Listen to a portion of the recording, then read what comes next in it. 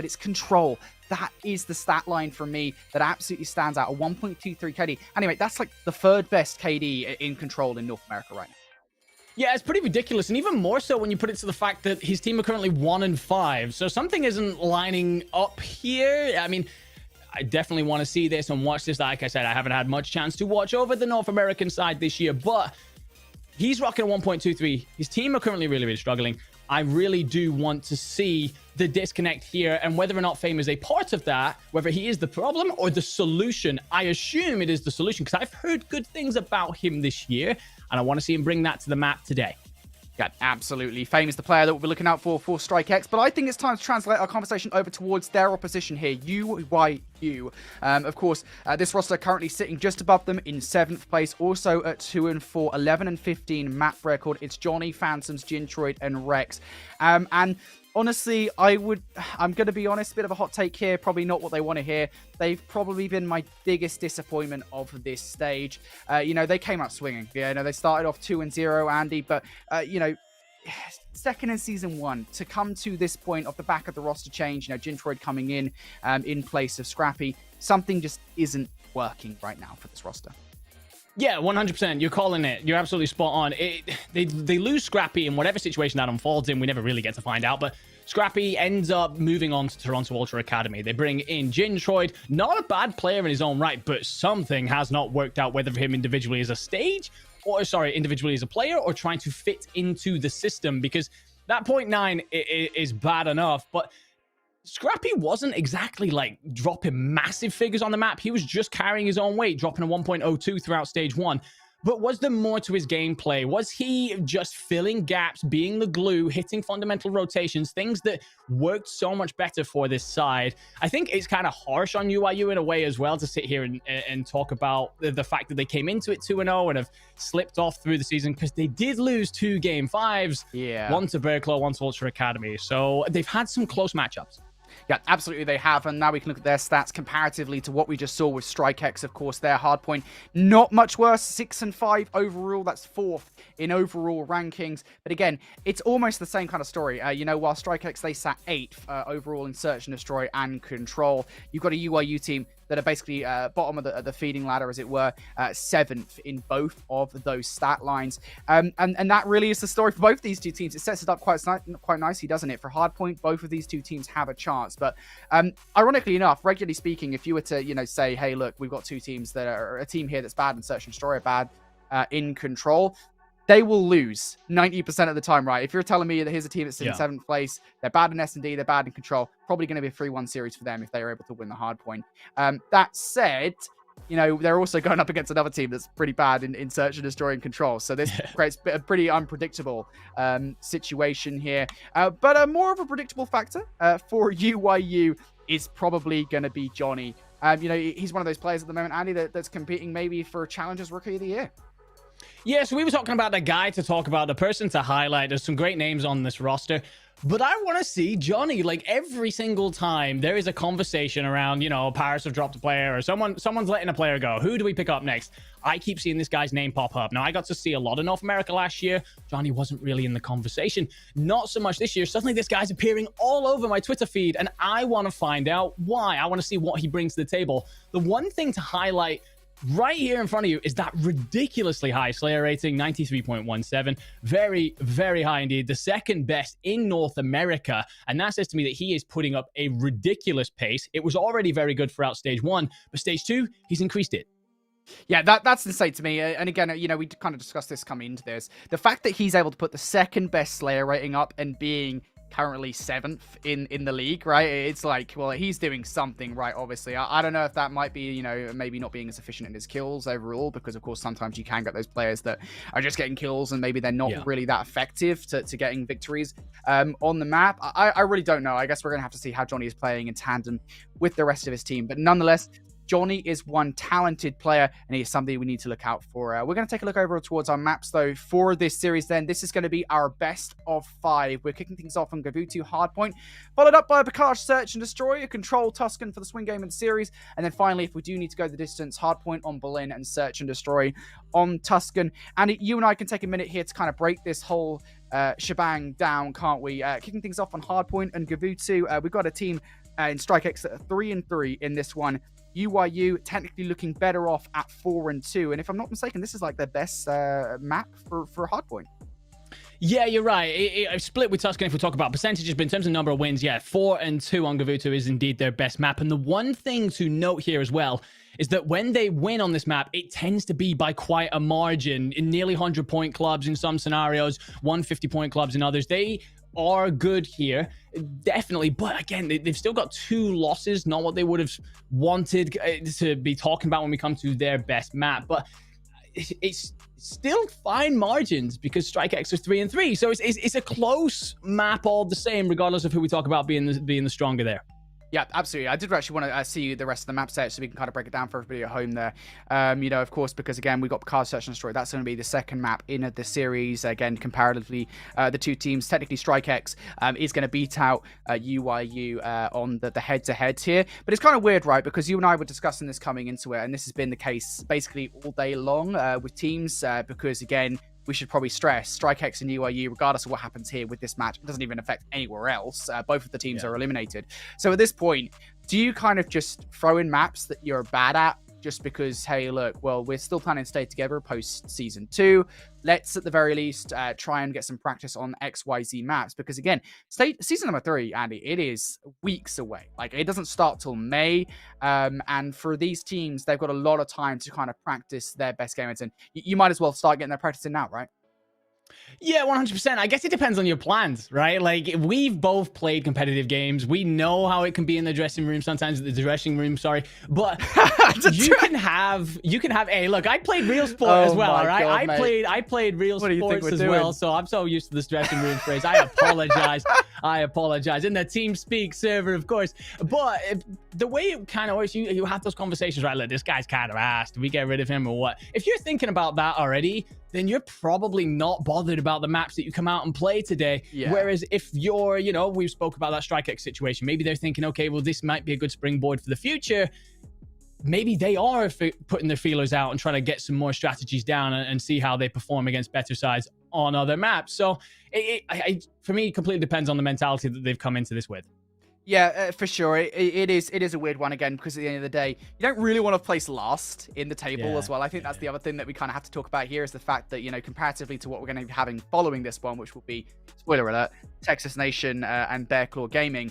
You know, these guys, they're going head-to-head for first place. UIU and StrikeX, they are going head-to-head to not be last, and I suppose that is something, isn't it? Again, you're going down anyway, you might as well go down swinging. But again, we're going to show you guys a little look about what's going on. We've already kind of broken it all down to show you guys exactly what is happening. Of course, whatever it takes, taking on Stallions, 18 and Cracked, taking on Ultra Academy NA. If you do want to watch those qualification matchups, we should say they are currently available to watch. That's youtube.com/COD Challengers. Of course, the wonderful voices of I Hold Shift and Visions are taking on those matches right about now. I cannot wait for those, Andy, because North America, it's always insane. But, you know, this time especially with all the permutations that could happen depending on how those matches go, God knows who's going to qualify. Oh, yeah. North America is always an absolute shambles. Like, I came into this today. I was so glad that Proper had done these permutations because I was sat here with pen and paper and you know the meme with the whiteboard and the guy trying to, like, I was that guy for like an hour this evening. So it is always super tight in North America, always a great watch, fantastic talents that we've seen in the league. If you've been a fan of Call of Duty recently or all the way back through CWL days, you can look at a lot of the names and go, I remember that guy from X event. I remember him doing these insane things. So there's so much talent, regardless of whether we're talking about the bottom 2 or the top 2 in the division in the elite stage. So whether you're on the games here or the games on the main broadcast, we have got lots coming up, I'm sure. Yeah, absolutely. It's going to be interesting to see for sure, I think, between these two teams. Who is going to come out on top, of course. Again, they're both fighting to not be last, effectively, as we're waiting for the lobby to get underway. Yeah, look at this, mate. Casters start the game, you know, it's not Casters torching time now, is it? It's the players.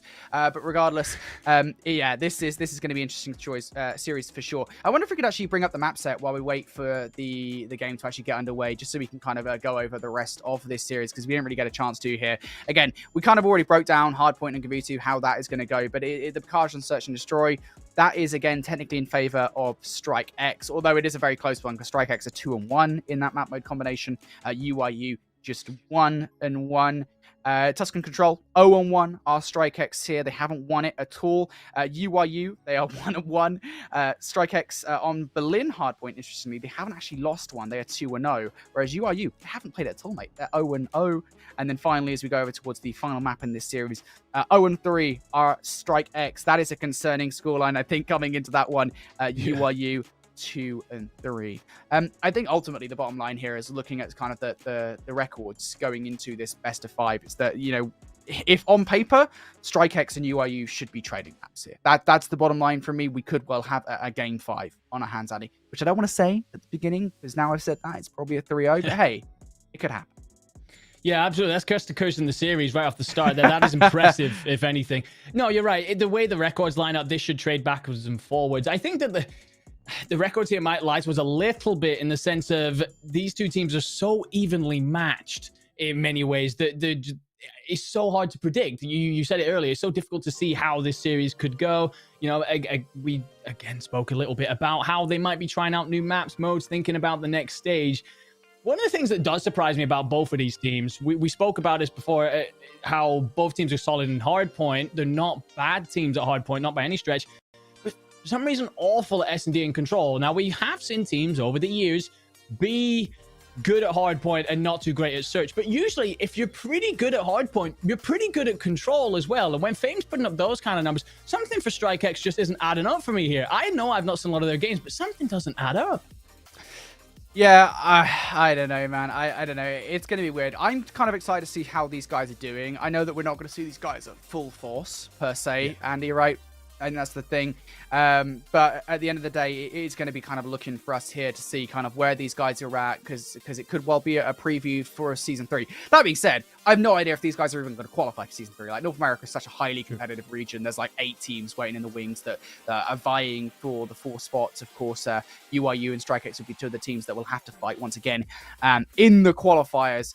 But, you know, we'll see how this is about to go, of course. Map number 1 about to get underway. It will be Gavutu on Hardpoint. Very excited to get in this one. Player that we didn't actually get a chance to talk about, of course, because you and I, we were back and forth in about which player we should probably put a spotlight focus on from UYU. It's actually Phantoms, right? Because he had a hell of a Season 1. One of the best performing players on the UYU roster during Season 1. His AR role is going to be pivotal here on Gavutu, because you and I, you know, we've played, as you say, a lot of rank play in the changing rooms apparently, and you know, ARs, they're important on Gavutu. We know that from our rank play experience, and probably from actually just watching Gavutu generally.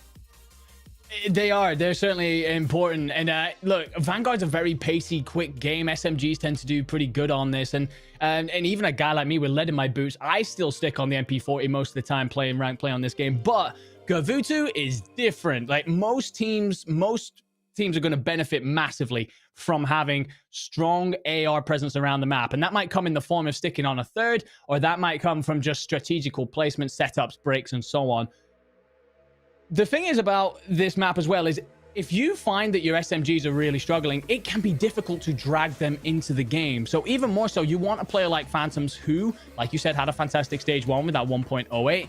You want him to be really popping off here. You want him to take over the leaderboard. He's got pro level, top tier, highest level experience. He's a very good player, has been for quite some time now. So if you're UIU, you are looking at him and asking for more. But it looks like we're away, Brody. We're off into our series. Off to the races as we get in this one. Of course, StrikeX taking on UIU. It's a fight for valor, a fight to not be last in Season 2 of Challengers Elite from North America. On the board here, straight off the bat, it's going to be StrikeX inside. Rambi trying to play his life. Unfortunately, will not be able to. UIU, they're going to come off the engagement looking better first off.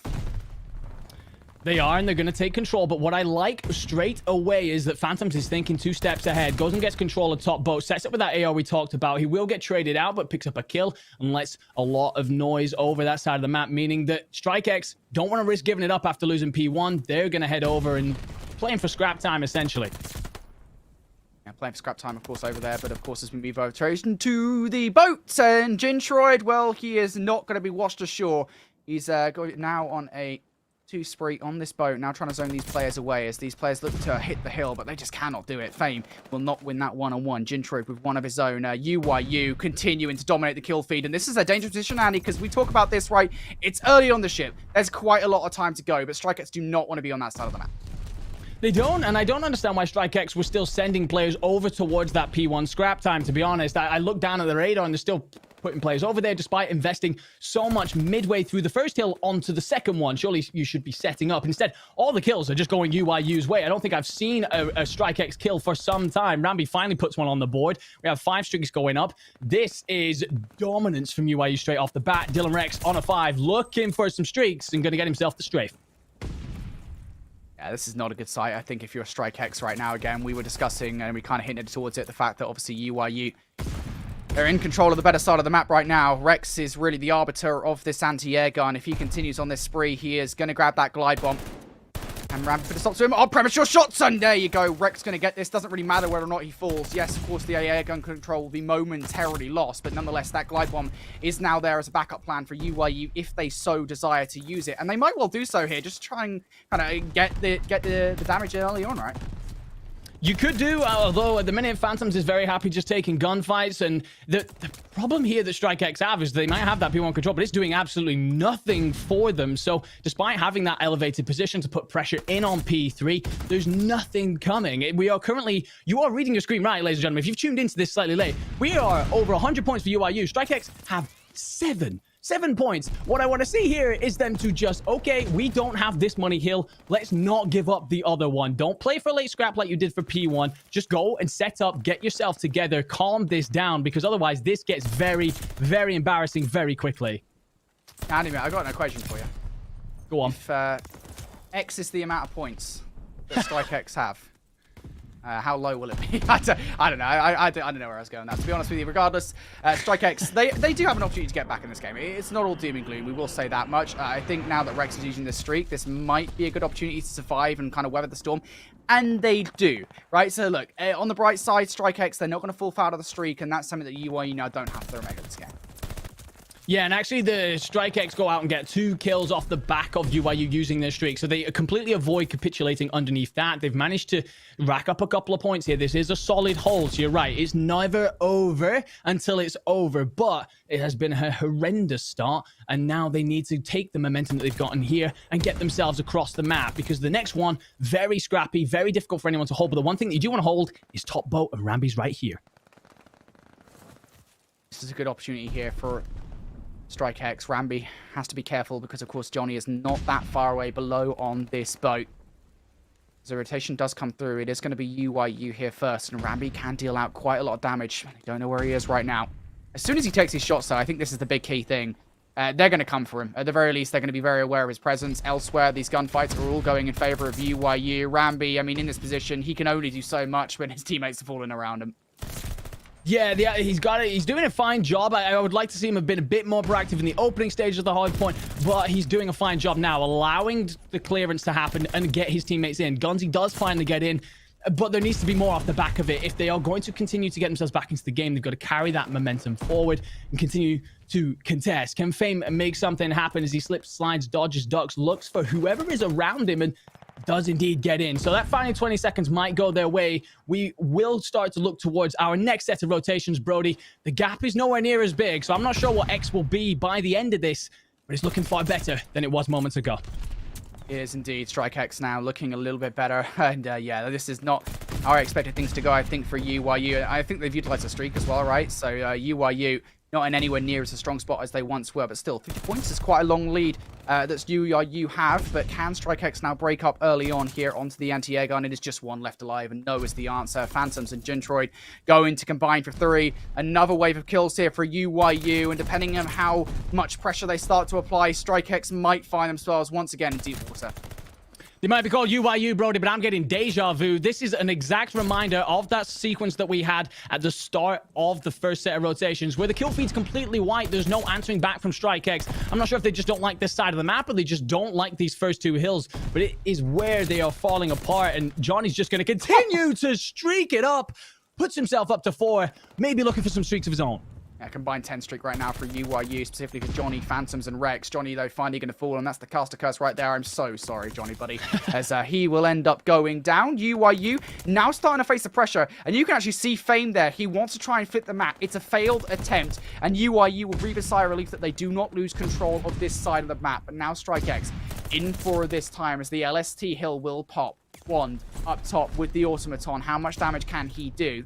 Trying to play his life for now, while the team inside will be looking to gain the time. Johnny and Phantoms, though, coming on through to pick up a couple of kills. Strike X removed from the hill. And even though UYU are not earning any time, they're doing a really good job of keeping Strike X out. They are buying themselves a good 10-15 seconds. And we've spoken about his AR presence coming into this series. But it's actually a Hail Mary grenade from Phantoms that ends up clearing out the ship and giving them an opportunity to reset the board. It causes Strike X to maneuver around, reset themselves. And UIU are actually going to take scrap time here, trickle over the 200-point marker. And we start to head into the Money Hill territory, Brody. And last time out, Strike X bad at 3, good at 4. This time it looks like they're in for 3. So how do they adjust? Because you cannot now give up a full Money Hill. UIU would be within touching distance. Yeah, this is going to be tough, of course. I will say it's going to be tough for UYU because this is the exact position that Strike X were in last time around in terms of having to assault the hill where UYU were in there. Now it is UYU in for this time. Rex trying to cause some problems over towards green. Turn the attention of a couple of players, or hey, maybe just to decimate them. Why on earth not? Inside, Gintroid able to get one. You need to be careful, though, if you're Rex. Wand is now on a 5 spree. A couple more kills to his name, and he will have a glide bomb to speak of. Strike X in a really good position here, Andy. They are, and Wand actually is going to get that strafe in. He's looking for the glide. Strike X have a long way back into this, but if it's going to happen, a couple of streaks in the pocket would be real nice. This has been a good hill for them. Perhaps not as clean as they would have liked being in first, but they're currently unaware of where UIU are. As you see all those heads finally swivel, they've got to get across the map. They've got to stop any sort of breakout presence from UIU. UIU looking to close it out here on this Radio Shack as we move our attention over towards this hardpoint. Rambi trying to win the 1v1 onto the anti-air gun, but unfortunately the anti-Rambi gun is going to be Johnny there in that position. He's able to take him down. UIU from the top ropes. We're going to really put a belter onto Strike X here in map number 1. Can they finish things off? Rex with another one zoning off these players at the moment are UIU. It's such a horrible position to be in. Strike X just trying to find their way down the lanes, but they're getting pushed back every single time. None of these players can find their way on through. A couple of kills do actually come on through here, but look at this from Gintroid. The proactiveness to come in, pick up 2, looking for number 3. Wand, perhaps the only player that can put a stop to this right now, and Johnny going to take him down. Can anybody from Strike X touch? No, they cannot. 250 points we go. And UYU, Anime, I gotta say, I really feel like it was just the early advantage where UYU, they just put up such a lead that Strike X, it became almost impossible to come back. Yeah, well, absolutely. At one point, we were like, what, 120-7? Like, that was actually a real scoreline that we were witnessing at one point. It was very embarrassing a start from Strike X, coming out cold. I know that you're essentially playing for bottom, but you've got to be looking a lot better than that if you're talking confidence builder into the next season or whatever storyline we're trying to build around Strike X. We're going to get a quick look at the statistics. Johnny, by the way, 25-19 with plenty of time in the hill. I see why everyone's speaking about him, but also I want to bring up towards the end there was opportunity for Strike X to build some momentum, perhaps use some streaks, get themselves back in. Johnny pushes out, takes control of P1 off that AA gun, and that ends up spawning Strike X all the way down the south side of the map. You said it yourself, that's a horrible place to try and push in for P4, and they end up getting smoked off the back of it. It's fantastic play out of him. Good contributions on the map overall, but really heads up towards the end.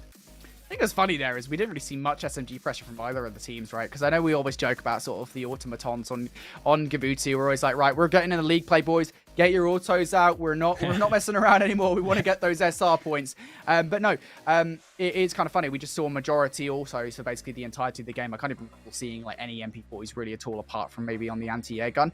Regardless, though, just insane AR pressure coming in from this UIU squad early on. And Strike X, I think they just really struggled. They were fortunate actually to be able to flip the map in the way they did on the second set, whereas the game would have ended quite a lot earlier. But, you know, one thing I will say is, even though UIU, the lead they built up early on was way too much for Strike X to overcome, at the end of the day, Strike X did do a really good job of coming back from that, as we said, 120-7 scoreline, which we noted at the end of the third hard point, I think, Andy. Just insane for UIU to come out swinging like that, and also, I would say, for Strike X to come back in the way that they did and at least make it relatively close. But UIU going to kick the series off now 1-0 in their favor. That, at the end of the day, from a stat standpoint, is a map we expected them to win. Next up is going to be Bakaj, Search and Destroy, and this might be a little bit better for the StrikeX roster. It is not by a massive amount. The record coming into this, StrikeX 2-1, UIU 1-1. So it's close, but there is breathing room for StrikeX to go and make something happen. If they are going to do that, Brody, then they're going to have to avoid the really slow start that they had coming out of Kavutu Hardpoint. But Bocage can be very much so a back and forth S&D. If you end up in a situation where you run a couple of rounds down, it can be difficult to claw that back.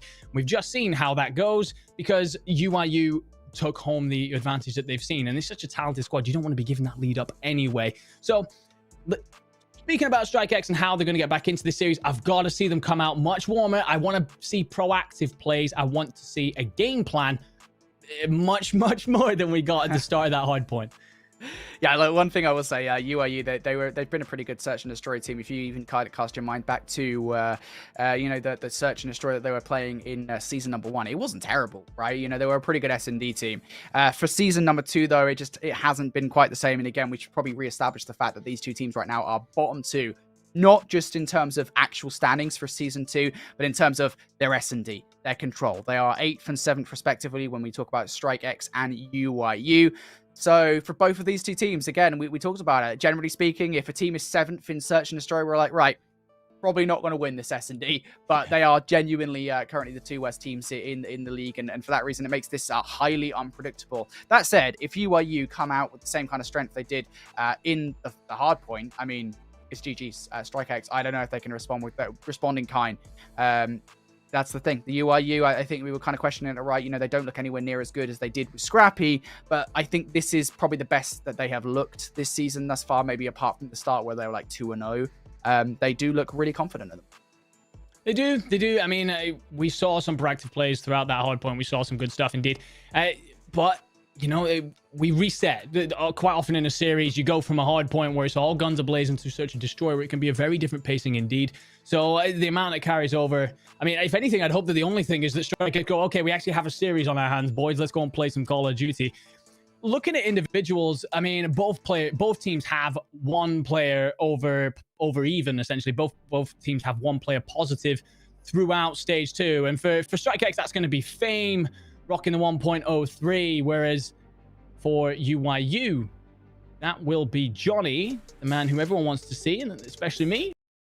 5. So those two are the two I'm expecting to see be very influential throughout this map. Whereas strugglers, you've got Wand for StrikeX on a 0.67 and Rex on a 0.74 for UIU. So we were talking about what teams are going to be looking at going into the next stage, going into stage 3, which is always just around the corner. We never really get breathing room in the elite.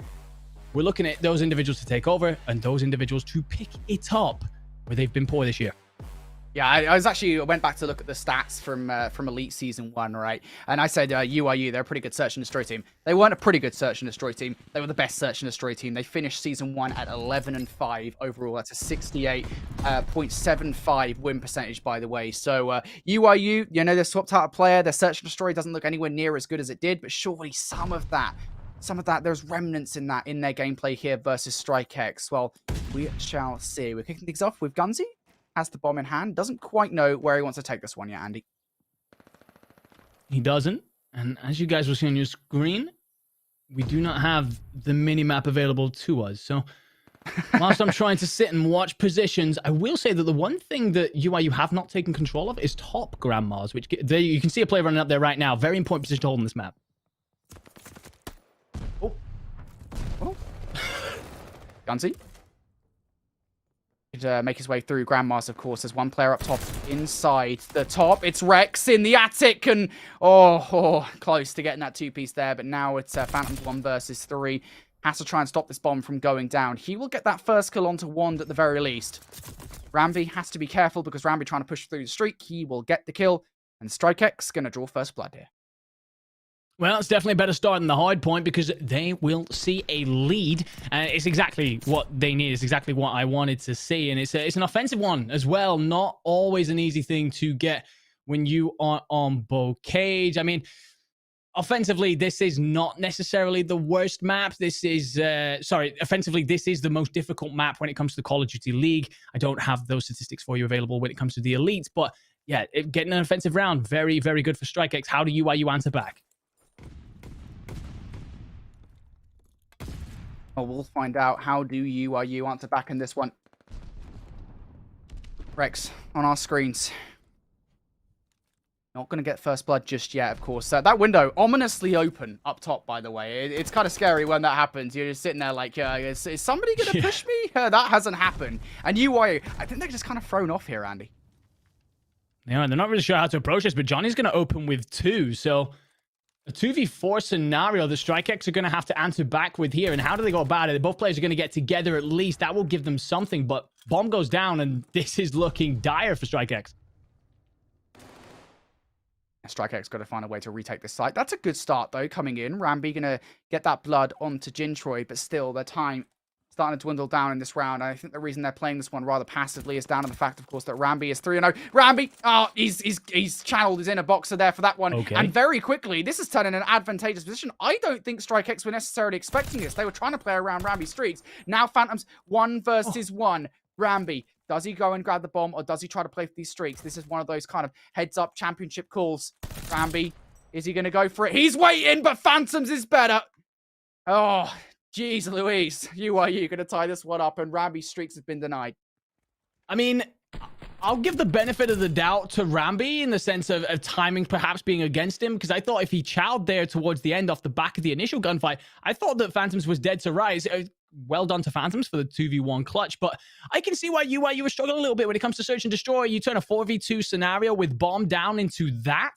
That is diabolical. They get away with it. Phantoms comes in with a clutch, 1 apiece. StrikeX's turn to go again.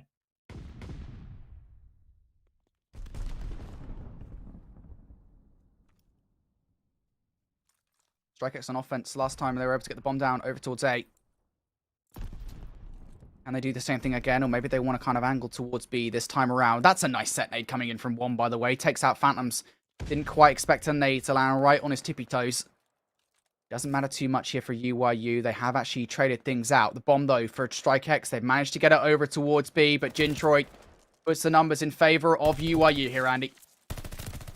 Does, and they should have been more in favor. One was essentially trapped between 3 players, manages to get Johnny and bounce out, but it will eventually fall, so that is all rectified. And now you've got Rambi looking to do a 1v2. Bomb not in a great place, and I'm pretty sure that you're aware of where it is.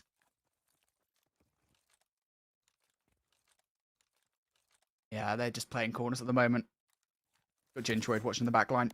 Rambi says the call. He has to check the corner. Wrong corner check there, buddy. Rex has your number. UIU. Gonna win the numbers. Yeah, playing the numbers game for sure. The one thing that I did like there, look, we can talk all day. We can go backwards and forwards about the fact that there's no trophy system in this game. But I do love seeing those set grenades come out. It's fantastic from Wand. He lands it absolutely perfectly. You're right in the sense of whoever did catch that, I think it was Phantoms, caught it between his teeth. You're not expecting that. That's a Hail Mary, if anything. But I love that clearly he's aware of directly where he wants to put it, whether it's from homework or whether it's just something he's practiced himself. Really good stuff. 2-1 to UIU. How does StrikeX get themselves back on this? Fast and Furious is probably the way I would play this right now if I was StrikeX. Get in the heads. Space. UIU. But look at UIU here. They want to get this bomb down on towards A. That's exactly what they're going to do. Now, Gunzy. He's going to draw first blood here in this round. That's going to make this so much tougher to hold on to. It is. First blood's absolutely massive in Search and Destroy in particular, but especially on this map. But Phantoms will rectify it, and Fame will eventually give them that life ascendancy again. And the thing is here, Jintroid is kind of stuck in the middle of nowhere, but actually manages to fly out a top barn and get a kill. So it's down to a 1v1 between Jintroid and Fame. No time left. Jintroid will win it, will pick it up. I'm actually very surprised that both players were happy to just go and meet mid-map there. I expected one of them to peel off and us to have a bit of a last dance scenario. Doesn't happen at all. Jintroid's feeling himself, swings back, picks up the kill at gate. Great stuff. It's another situation that just kind of goes against all the statistics, really. The first bloods on this map are really important. Apparently, I can just take my spreadsheets and throw them out my virtual window because it doesn't matter right now. They're just playing a totally different game. UIU going to be 3-1 up. StrikeX really got to start seeing out good scenarios when they do manage to build them. I think Jintroid just kind of called out what Fame was going to do there. We know that Fame is a hyper-aggressive player. Jintroid knows that too. 1v1 goes in his favor, and now though, into round number 5 we go. StrikeX needs to start getting something going. And that is exactly what's happening here. They draw first blood. Johnny out of the round. And now the bomb is down. How do UIU go for this retake here, Andy? Well, got to get an opening pick to start with, and that's a very good start. So that will give them this right side map control. And you're going to see now players fly out to Charlotte. And unfortunately, for UIU anyway, it'll be Gunzy coming out on top. Now, can Dylan Rex trade this? No, you see Gunzy gets away with his life. That will allow him to reset the board, and bomb 20 seconds and under, not looking good. Yeah, the numbers need to start moving here for the retake. Oh. Rex, he's being toyed with at the moment. It's like a horror movie. Rex, can he even get the kill in the end? Absolutely not. StrikeX, they get the numbers earlier on. And that's just sometimes the way it goes, right? You get the bomb down onto a day, you just peel yourself back a little bit. And, well, UIU didn't really have the space to retake the site. Yeah, they didn't. I mean, at the end of the day, they lose the first blood, and then it's a numbers game from there. But I actually thought they did a really good job of opening up initially, but Gunzy does a fantastic job, gets the trade, and bails out with his life, just flees to safety, knows that essentially UIU have to come and play kills, and just buys his team more time at worst. At best, stays alive, team take the round. All right, well, it's time for UIU to get themselves back on the offense once again. They're well aware of the fact that somebody is up towards Grandma's, and it's that same strategy again, mate. UIU, the window's been opened inside Grandma's, and it's just, it's psychological warfare is what we're seeing right now. Right now, Fame just playing the calmest man on the map, because there's a lot of noise in and about and around it, but he knows what he's looking at. He knows what he wants, and UIU going to open up with the first 2 kills. Sorry, StrikeX with the first 2 kills. UIU with a lot to do. Bomb still in hand, though, so opportunity. Opportunity definitely knocks. Gintroid coming in with that kill against Gunzy. It would have been nice if he could follow it up with another one, but Fame takes him out on the exit. Now Phantoms 1 versus 3. Star AR player of Season 1. Now looking to repeat that performance here, and he... look at that! Look at that! He's been playing a lot of Splinter Cell recently. Phantom, slow as you like here. Don't do anything that would get you in any challenge. Well, there's the first kill onto Wand. Gets away with his life. 15 seconds low. Time of the essence here. Can he find any more kills? He gets caught with his pants down by Fame. Yeah, Fame fully aware where the bomb was, sat looking over it, and surely just calling that out to his teammate, just saying, look, we can play back here because Phantom's gotta come to me. And you see him cross into the sightlines there. Good job. StrikeX, they took the first round, lost the following 3, but managed to get themselves back level here, doing a good job of just, like you said, the mental warfare, the games that these guys are going to play off against each other. I was speaking before we came into this about players I want to see take over. Johnny, currently 2-6. Want to see a little bit more out of him. Currently the worst performing player in the lobby.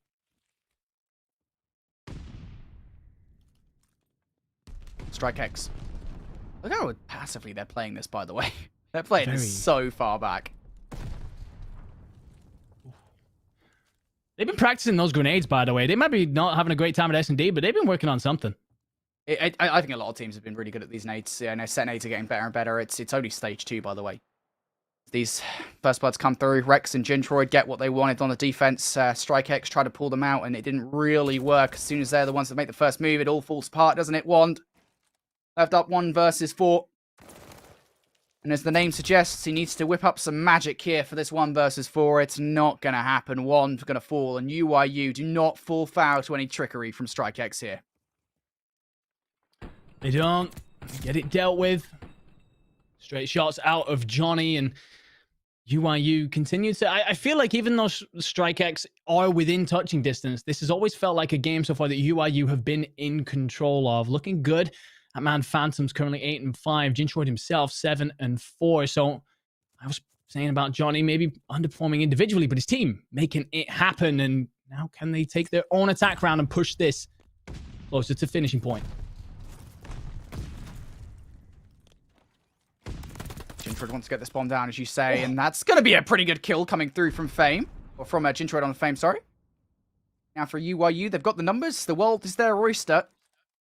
And StrikeX looking a little bit uncertain. Maybe Gunzy holds the key here to making this a manageable situation. He sees an opportunity. And Gunzy strikes! Gunzy strikes! But oh, just a little bit short of getting a second kill there. Still a 3v2. UIU still have the numbers here. And it gets even better as well as Gintroid picks up 1. Ramby, 1 versus 3 on the cards. And 45 seconds, quite a bit of time to work with. Tries to swing wide to get the kill on the Phantoms. That would have been a good start, but doesn't even get that. Andy, you talked about UYU getting themselves onto map point here. They've done it. They have, and by the way, Dylan Rex there with an absolutely gorgeous position out in tanks, because we saw there that I think it was Gunzy maybe who gets in round the back, gets the first kill onto Johnny. Looks like he's going to then pick up Gintroid, who's got hold of the bomb. But if it's not for Rex's position and his reactions out in tank, putting in enough damage to stop Gintroid falling, that round perhaps goes a completely different way. Wonderful from him, and now UYU are within touching distance of going 2-0 up in the series. Indeed, UYU on the defense here. One's trying to be careful, but again, cautious. This is not enough here. Gintroid and Rex are combining for 3. Wand, 1v4 again. Couldn't do it last time around. Just pick them off one by one, mate. I make it sound so easy, don't I? You do, and it doesn't even get the first. And UYU will take a 2-0 lead. And look, StrikeX, they might have come out and started hotter than they did in the hard point, but the end is they're blown over by a weak win with a bit of a whimper. There's no real fight back there. I'm not sure if they're already just seeing the end of the stage because they know that they're not making it through to the playoffs. But this is pretty slow out of a side that have seen plenty of good things throughout this stage, but perhaps here just maybe already turning a corner.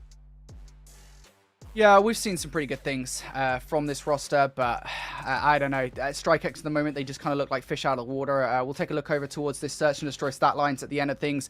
And, you know, Gintroid, massive opener there. 11 and 4. 9 of those kills were non-traded, Andy.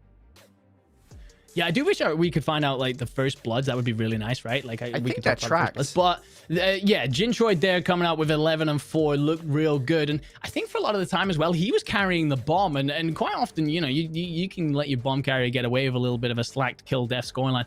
That is a really good performance. I pull it back, though, to that round where Dylan Rex, I think it was 2 rounds from the end, Dylan Rex makes that trade situation happen onto Gunzy, who gets in behind. If that doesn't happen, that's a 4-4. We are still very much so a neck-and-neck game. Off the back of that, you then put StrikeX into a situation where they've got to go offensive round to not end up being beaten by UYU. So a really good play there. Fine margins throughout, but UYU will be happy to see it through and go 2-up in the series. Yeah, I actually was just about to look for our trackings, because generally speaking, we do try and track first bloods, but this one hasn't been for this, so... unfortunately, we don't have that stance for you, Andy. I did try to make you happy, mate. But I wasn't where we were tracking. My bad. Yeah, you know, it is your bad, actually, Andy. It is. No, I can't go off. This is too late. It's too late. Regardless, yeah, StrikeX in a bit of a rut here. I think 0-2 down. Honestly, we didn't really know how this would go this series again, because when we looked at the stat lines, it comes back to the fact that both of these teams have very similar strengths and weaknesses. Obviously, both of them pretty good in hardpoint. Both of them struggling in Search and Destroy and Control. UYU, they just look like, again, for the most part, just able to draw those first blood. StrikeX never really looked like they were able to find their way back into those rounds. Pretty by the books, Search and Destroy. And as we take a look at our map set for this series, the Control, that is where we're going over towards next. It's going to be Tuscan. We're going to see some SMG prowess from both of these two teams. For UYU, I don't know. This roster, they're starting to scare me at the moment. StrikeX, I don't know if they're going to be bold over here. Yeah, I mean, this is looking like a 3-0 series. I think you may have cast a curse this one right at the start, saying we'd get to ourselves to a map 5, Brody. Look, I mean, we are essentially playing for the bottom position, so for StrikeX, it's difficult to motivate yourself, but you're still playing to not be last at stage 2. You're still playing to say, look, I should be in the squad going into stage 3. I keep calling them stages. I know they're called seasons, whatever. We'll move on. Yeah, so do I. But for me, I just got to see a bit of resilience, a bit of strength. I mean, they started off really slowly in map 1, build themselves back into it. I thought, okay, all right, they do have a bit of a core to them. They can build themselves back into games. Fine, okay. Yes, indeed, it's a bit soft, it's a bit blown over, and then it's like, okay, well, was that map 1 then just UYU taking the foot off the gas? Was there anything there for StrikeX to really build off? I've got to see something in this Tuscan Control. I've got to see them come out and really at least make it close, at least make it feel like we've got a game on our hands. Yeah, absolutely. You know, I think the thing is this Strikeouts roster, you can never quite count them out, right? Because again, you look at the names on this team. Some of them are actually pretty experienced. You know, you look at sort of what players such as Rambi and Gunzi have been able to do. You know, Fame and Wand, all of them are pretty good at various points. Yeah. And you know, I think there's a lot of young gun talent on these teams. You know, they're all pretty young, I would say, and all of them have either made an appearance this year for the first time or last year. I know that obviously I don't get the chance to cast CCL anymore, but as far as I'm aware, you know, Fame and Gunty have a bit of a CCL background to them, so they're that tells you how just young these guys are. And there's always kind of that propensity for the young players to always be like the young guns, as it were, right? So for those guys to be like, hey, look, you're a cracked out of our minds. And, you know, StrikeX, they definitely have that feature ready to go in the back pocket. They just got to bring it out to play here in this best of 5 versus UYU. They got to start a reverse sweep right about now. But it comes back to what we were saying earlier on, right? You know, Fame potentially being the player that we need to look out for here. Again, we talked about his control KD coming into this one. Third best in North America, mate. You know, if he can have that kind of performance today, right now, StrikeX maybe have a path back into the series. Yeah, absolutely, 100%. I was going to bring it up. You got there, and it is a fantastic call because he, by far in this lobby, will go into this with the best KD, rocking a 1.23. That's difficult to do at any level, let alone elite. Let's see if he can drag his side, whether kicking or screaming, back into this series. Let's see, we're kicking things off here with UYU going to be on the offense as they make their way on towards A. StrikeX, can they do anything about this? They're looking to push through from fire and mid-map. It's a bit of a bold cause. They want to make sure that they not only uproot UYU, but make sure they don't get back into this point. The problem is they're giving quite a lot of tick progression up here. Andy, Johnny looking to hold on. One able to pick up 2. Unfortunately, one of them will be his teammates. But at the very least, StrikeX, they're able to momentarily drive UYU off the point, but it is but only a moment. UYU right back into this, and now you've got to imagine A-Zone is going to fall by the wayside. It is, and that's fine. We see A-Zone fall pretty much every single time, a little bit quicker than they probably would have liked. But now how do they set up for B? For me, this is a very deep setup. Look how far back they are. You've only got Fame really pushed out at church, rooftops. You drop here early. You get a wave of downs at this stage of where you are in the map. You're in big trouble. They got to get some presence out and do something to deal with this wave of UYU pressure. Got to deal with it pretty much right now. Johnny, of course, has managed to find his way in from behind. Does get dealt with. I think StrikeX kind of realized, hey, look, Johnny is probably somewhere in on the flank. That's generally speaking where he is when going head-to-head with UYU. Now, StrikeX, can they stabilize here? They're waiting for the UYU hit to come on through. Keep an eye on Johnny, who is now going to make his way through the church. Does get dealt with by Fame. Rambi up top here, still looking to deal with this pressure. The gunfight's now going down. Rambi, one of the last 2 players left alive on the point alongside Fame. Rambi with the pre-fire. Fame loses the 1v1 inside radio. Rambi knows he has to clear the point and does it. And this is the pressure that I wanted to see. This is the push out and get some presence further up the map. Wand here coming underneath maps. This might actually catch a couple of players by surprise. If he catches both here, there's Johnny. Where's Dylan Rex? Because if he manages to pick this up as well, this is, again, more of a push out. Much, much better. You do have presence from UYU coming down the ruin side, but this is much better for StrikeX. We're down to the final 60 seconds. How do UYU assess this from here? Because remember, I believe we're still on life count, right, Brody? So you've got to keep that in mind. Yeah, that's the thing as well. I think for UYU, if they lose this, it's bad in the lives. It doesn't really matter too much. That being said, they might not. Gintroid and Johnny can combine for 3. Rex able to get in from behind now. This is going to force those StrikeX players to spawn up over towards the grass side. But the problem is, Rex can be here all he likes. Rex! Oh, Rex, that's 3. Rambi off the spawn again, by the way. Part of that 3K. That just tells you all you need to know here about Rex in this position. It's a problem that StrikeX need to deal with because now 25 seconds left on the clock. UYU, they've got an opening here, Andy. It is. It's almost a shame for UYU that the timer starts to push them towards the point because they were happy to play TDM for a second there. But Gintroid's pushed down, manages to pick up 2. He's going to be calling out to his teammates now. There's a lot of pressure coming through top cobble, and Johnny is staying up. The first segment comes in. There's only 26 seconds, but there's no respawns for StrikeX. They have to make everything count now, whereas this is a dreaded defensive loss on Tuscan. Yeah, 1 able to pick 2. Fame with another one as well. And timer now going to be at the back of Gintroid's mind. Just waste some time here. You've got the lives in your advantage. Play your life, and he loses it against Gunzi now. It's the foot race for UYU. 20 seconds. Rex going to wait just for a moment here for Johnny to come and help out, and he does. So 13 seconds now on the clock. UYU now with no respawns remaining. Do you push this? Phantoms, no! You take out your teammate. 3v3 we go. Fame with 1. Free firing for the second versus Phantoms. Can anybody touch the point point as Ramby finds himself in a 1v2. No, they can't. Oh my god. What a weird control round.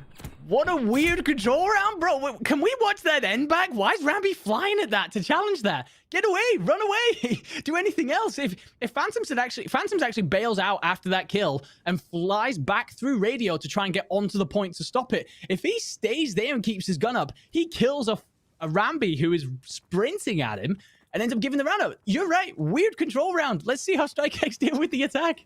Yeah, so the Strikers are very fortunate that they didn't lose the defense, because this might well be a 3-0 if that had happened. But nonetheless here, +1 life advantage, I think, is something that you and I definitely need to keep at the back of our minds here for UYU, especially since now they are going into a defense. And look at the aggression coming out right off the gate here for Johnny and Jintroy, trying to zone off these players. Can StrikeX do anything about this? Gunzy and Ramby looking to make their move forward. Johnny had to get one from the tree. And Fame coming in from behind from you, able to take him down. Trades galore, but it will actually be StrikeX now with potential opportunity here to strike on towards the A zone. Nice set nade though from Rex to at least put a hole in their plan. Another one coming in from Phantoms as well. Every time, Andy, that we see StrikeX starting to put something together, UYU, they have a response.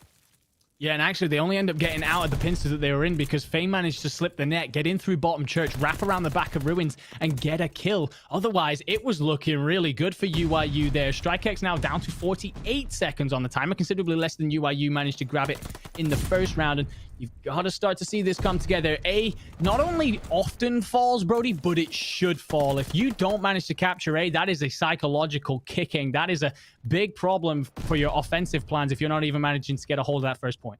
Well, look at this wave of the kills, though, coming on through for StrikeX. How about this one for some momentum swinging in your favor? Rex finally going to be putting a stop to the bleeding, but it is only momentary as Fame able to trade things out. And now you've got two strike players in the spawn of UYU. That this UYU players, they know they're here. It's just a matter of actually coming to deal with them. Yeah, and it's whether or not they decide they want to, because sometimes you can just leave them to their own devices. If nothing's troubling you from the front, Phantoms will pick up Ramby. All three StrikeX players now around the back. And let's see how this plays out. Johnny able to clear out one. Johnny able to clear out two. Doesn't plague his life. But the information is gained there, right? You know, the fact of the matter is Johnny clears out two of those three players. Now the information is there that, hey, Gunzy is still here towards the bank tank. And for Gunzy now the objective becomes try and play your life. You can't do it. Nice set nade coming in from Johnny. Things have reset here back in favor of UYU as now they're able to stabilize. StrikeX have 1 minute and 10 seconds here to try and do something. A push through maps. A pretty aggressive heads-up push from these players, but Rex is there to deal with them. Fame and Wand gonna end up falling. And now UYU can really start to put the pressure on. They can, and that's the worst case scenario for StrikeX. If you're looking to pull something together, a full 4 down at the same time. However, if you keep an eye on your minimap, Fame again has managed to get himself between the defensive lines. So if he can open things up for his team here, perhaps give them a route in, or does he just make enough noise over towards the B point that he forces a defensive retreat? He will now be called out, and you will see UYU reposition. StrikeX going to need to do something here, but do they just decide to play lives instead? No. I know, it's one of those weird tough situations. Yeah, it's like, do they? Well, they could, but they haven't. And now they find themselves in this really awkward position where Ramby, perhaps the only player that could do anything here. Wand actually is in close proximity, kind of hidden there behind the 6. But regardless, StrikeX, one more hit at this. Fame gets the kill onto Rex. Phantoms has quite a lot to do. Johnny able to get one inside radio. And I think now that might be the decider. Is someone going to go for this point? No, they're not. A good call from UYU to let that happen, or from StrikeX to kind of let that happen. 1-1 we go, but the life advantage will be in favor of UYU definitively at the end of that round. And that will give UYU a 3-life lead going into this next round. The thing is, StrikeX do a lot of good. They managed to get themselves in around the back, but it's too many resources around the back. They spend a lot of time waiting around, and I know you want to control that, but you need to do something with it. Send a player maybe down church alleyway or to attack the point, perhaps, but they just kind of all stand and wait, and then Johnny cleans up 2 of them, and it was just a lot of wasted time in the end.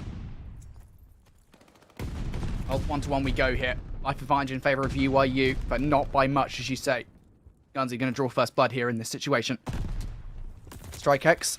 This is basically the dream start. Ramby going to kind of crush that dream by taking down 1, but I think nonetheless here, UYU, their initial push has kind of been, I guess, I was going to say somewhat thwarted, but it just hasn't. Like, UIU spawning close in vine. StrikeX not doing a very good job of blocking those spawns. This point might actually just fall by the wayside right out the gate.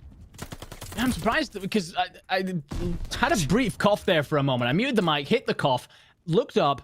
StrikeX had gotten all 4 down, and UIU just then continued to walk onto the point and take it. So StrikeX very happy to give this up. Again, going for a relatively deep setup, but this time they don't even have back tank control. They're just sitting southern side and hoping for the best here. UIU getting aggressive and looking really good for it, unless StrikeX can get some kills out.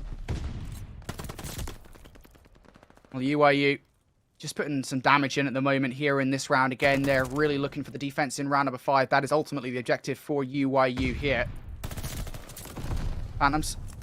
What can he do? Only able to pick up 1 before falling. So now next up to Rex and Johnny to do something on the point over towards patio side. Rambi.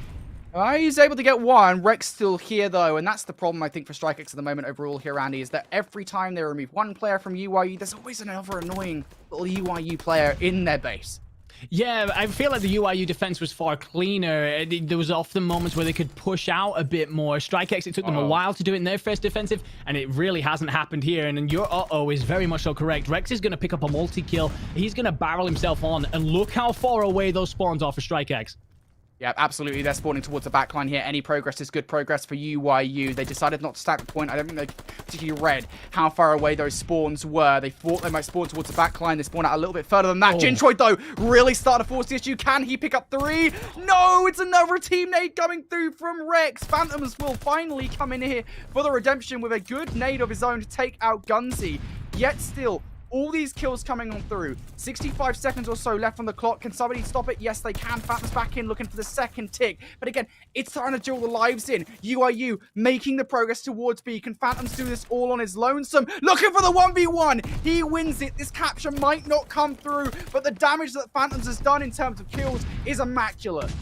It is, and they have a whole minute left to play with, Brody. This has been played at breakneck pace. You're not far away from no respawns if you're StrikeX. UIU were already 3 lives up going into this, and they might just continue to steamroll that. At some point, you do have to make a decision, but right now, with 50 seconds left to go play TDM.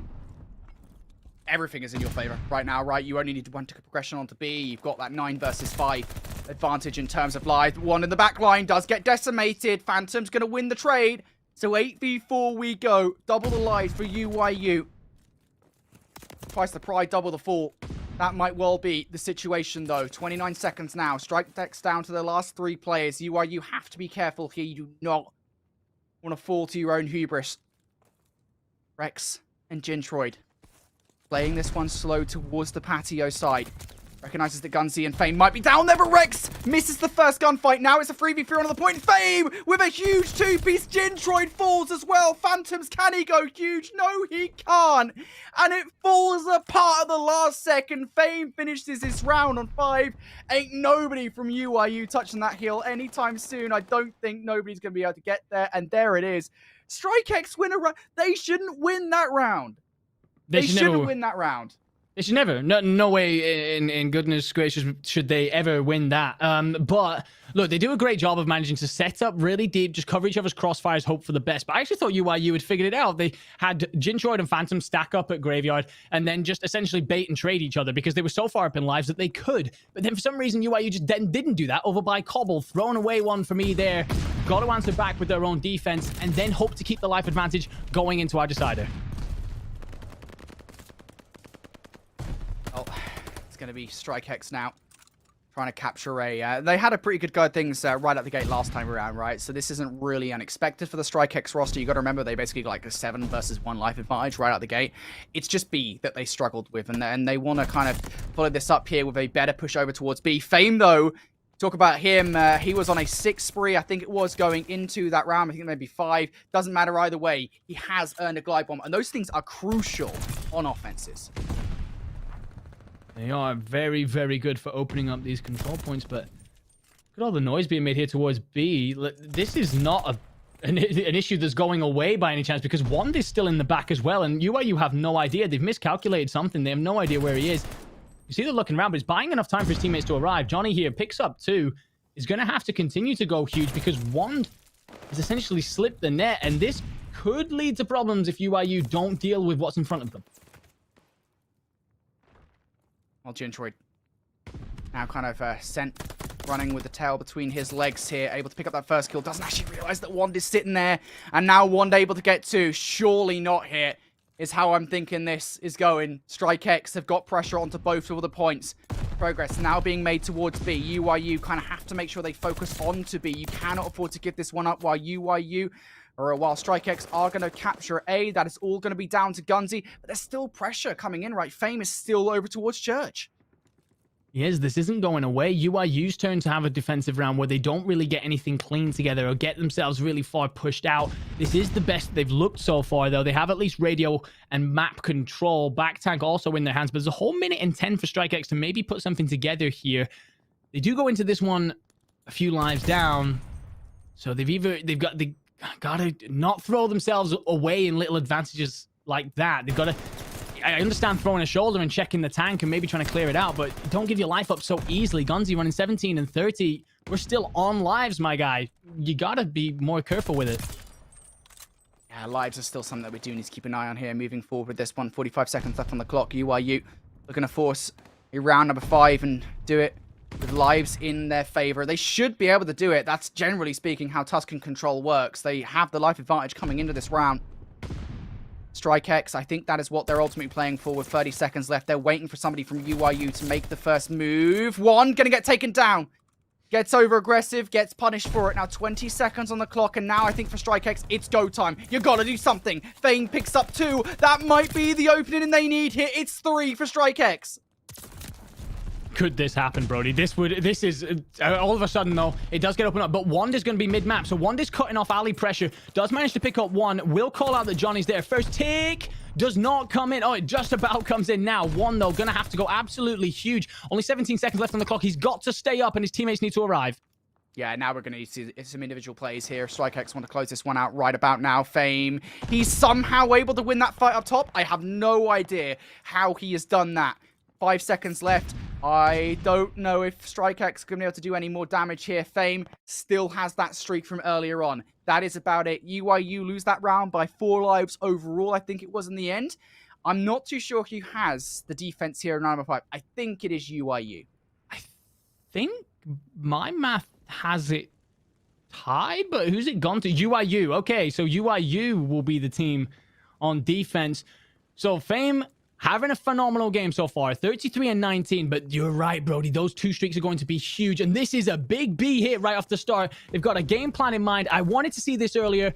Can they see something big out here right off the start? Well, this is a pretty good start, I think, from StrikeX. I really like it. You know, this is a Hail Mary play, a gamble, if you will. You know, they're spawning up over towards Vines, and can it work out? Bond is able to pick up 2. Huge gunfights. Rambo with another one as well. How about this for a gamble that has paid off in spades? StrikeX, still with that pressure on towards B. It has opened up a ton of space, so that now your team can grab over towards A. Fame, throwing these nades forward now. A little bit of space to StrikeX to work off. It is. And as the dust settles, as it all calms down for just a moment, that A presence will come in, that A tick, but it's all calm right now. Nothing really going on too much. Mid-map control will belong to StrikeX for now. And Wand again, just slipping the net, just getting himself on through. And if he cleans up Phantoms here, A's as good as gone. That will be that. I mean, you do have Rex still arriving. He'll be cleaned up. So that is A dealt with. And that is far better than StrikeX have done in previous rounds. This will come in with them a whole 2 minutes to hit B. They have 2 streaks still in the pocket. UYU are certainly not done here. They have the preferred defensive side, but StrikeX bringing the game to them. And it's the streaks. I think that's the big thing here. Fame, of course, the glide bomb, we will not see the strafing run utilized, but the glide bomb is the one that might get used by Fame or an offensive push. We've seen teams kind of use it to try to stack the point and just take it away from the defense. StrikeX, keep an eye on Fame as he brings that streak down later on during this round. Gintroid has eyes towards the back line. He's not going to be watching anything right now. That's not where the action is. It's over towards the front of maps. Johnny able to pick up 2. Rex with another one as well. Phantoms, mate, you got to stop taking out your team. Can he serve it up with another kill on towards StrikeX? No, he can't. That will give Ramby a little bit of space, but Johnny still be a pain in the rear here for StrikeX. I'm a fan of this as well. He gets the kill and then just takes just a route anywhere, stays up, and that allows him so much presence out on that side of the map that StrikeX have no choice but to try and reassess the situation. They're going to bunch up through maps. This is a very difficult place to push out from because not only do you have the bottleneck of the map room anyway, you've got the whole bottleneck of Cobble that UIU are just going to walk you into. But the gunfights go their way, Brody. They're going to dive in onto B. 50 seconds to go, and the lives are level. No. Johnny got spotted out as well. Here comes that streak we were talking about. It's going to be utilized to try and take out one inside church. It doesn't. Now for StrikeX. They have control of the point, but look at the long flank coming in from Gintroid. Potentially, this could be the most damaging thing. I don't think StrikeX have a clue. Somebody's going to go check it. It is going to be Ramsey on towards the point now. It's going to be StrikeX. Can they do anything about this? It has been cleared. Fame, the last remaining player left up. He is dealt with. Gintroid's flank there. Paramount. Absolutely massive. Hasn't had a fantastically standout game by any stretch of the imagination, running 29 and 31. And we've spoken about whether or not he was a problem for this side coming into the series, but that is a huge play there. StrikeX with the last big hit. Yeah, that's it. That's done, isn't it? Johnny gonna wipe them out. Now look at UIU. They know they've got enough respawns here to try and make the push over towards map, over towards rooftop. StrikeX, they have been turkeyed here in this game. Nobody from StrikeX going to touch the point. Players starting to lead the game so they don't appear in our final stat lines. Boo. Ah, boo. But it doesn't matter anyway. UIU coming out in round number 5. They 3-0 the series and they will not be placing 7th overall in stage 2. It was all on that play from Gintroid, right? Like, we preambled a lot before the series about Gintroid being the new guy into this roster, perhaps hadn't fit the system as well as Scrappy had. And to be honest, running a 0.9 throughout stage 1 as well, perhaps wasn't doing himself much favors individually. But that play there towards the end, massive difference maker. Those kind of moments are what you're here for. If you're in the elite, you're there to make deciding clutch factors. We look at the scoreboard. We are obviously missing somebody. I'm going to say Noisy. We are missing somebody, but Fame, 35 and 26. You're having a game like that. Although we end up at a game 5, there was 1 or 2 moments where StrikeX looked like they could see it out, but otherwise, I don't know, Brody. Like, it just never really felt like it was in their hand, you know. It never really felt like UIU had given it up at any point, or perhaps were the underdogs in this. The one thing I will say is, you know, looking over towards the search and destroys and the control, I don't mean this as an offensive way to either of these two teams. I can kind of see now why they are 7th and 8th respectively in these game modes, because I think there are quite a few holes in the gameplay that these teams now will need to kind of take the time in between season 2 and season 3 and be like, look, this is where we're clearly going wrong. Let's improve on X, Y, Z. Of course, they've got their own respective coaching staff that they can work with to make that happen. But definitely some flaws in the gameplay, I think, for these two teams at the moment that they will need to fill. Here's the final map set for our series, folks. UIU 3-0 over the StrikeX roster. They cement themselves in the 7th place at the end of Season 2.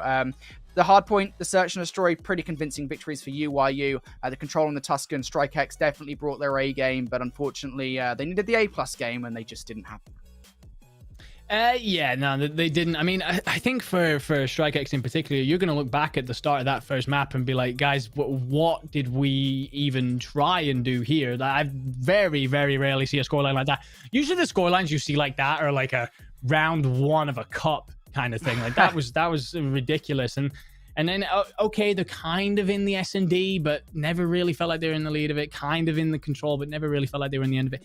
UIU perhaps showing a difference in class, but there was perhaps different objectives coming into this season for both of these teams, right? StrikeX, this is perhaps a learning opportunity and an opportunity to expand their skills, their map sets, and so on. UIU, they would have wanted to do better than this. And the way the head-to-head scenarios are going to play out is that neither of these teams will see playoffs. So questions about whether or not changes come in, whether or not you end up with your star players being moved on. We've spoken a lot about Fame today. Does someone come in and go, he looks pretty good, we'll take him? So a lot for both of these teams to go back to the drawing board about when we come to stage 3. Yeah, for sure. I don't want to see these guys make changes. I think, you know, this needs to be, as we kind of set up here, a springboard, if you will, into Season 3. You've got a lot of time to work on stuff. Do not make arbitrary changes when you don't need to, because that is what I've criticized the North American region for doing it for a long time. it's not going to get you anywhere. You can't just roster change yourselves. Very rarely does roster changing yourselves into a brilliant roster ever really happen. And I think for UYU and StrikeX, I think they just need to as a team, work out what's going wrong and search and destroy and control. Come back into season 3 if they qualify, of course, and go again and see how well they do, because we've seen UIU at their best, albeit it wasn't with Gintroid, it was with Scrappy. I don't think Gintroid joining this roster has completely destroyed everybody else, though. Like, the roster can still hit those heights again in a potential season 3 or maybe later down the line. They've still got potential. That's the bottom line for me, and I think we can say the same thing as StrikeX for their first season in Elite. I hope it's not their last. They look like a really good team. But that's going to do it for our first Andy. UYU taking it 3-0.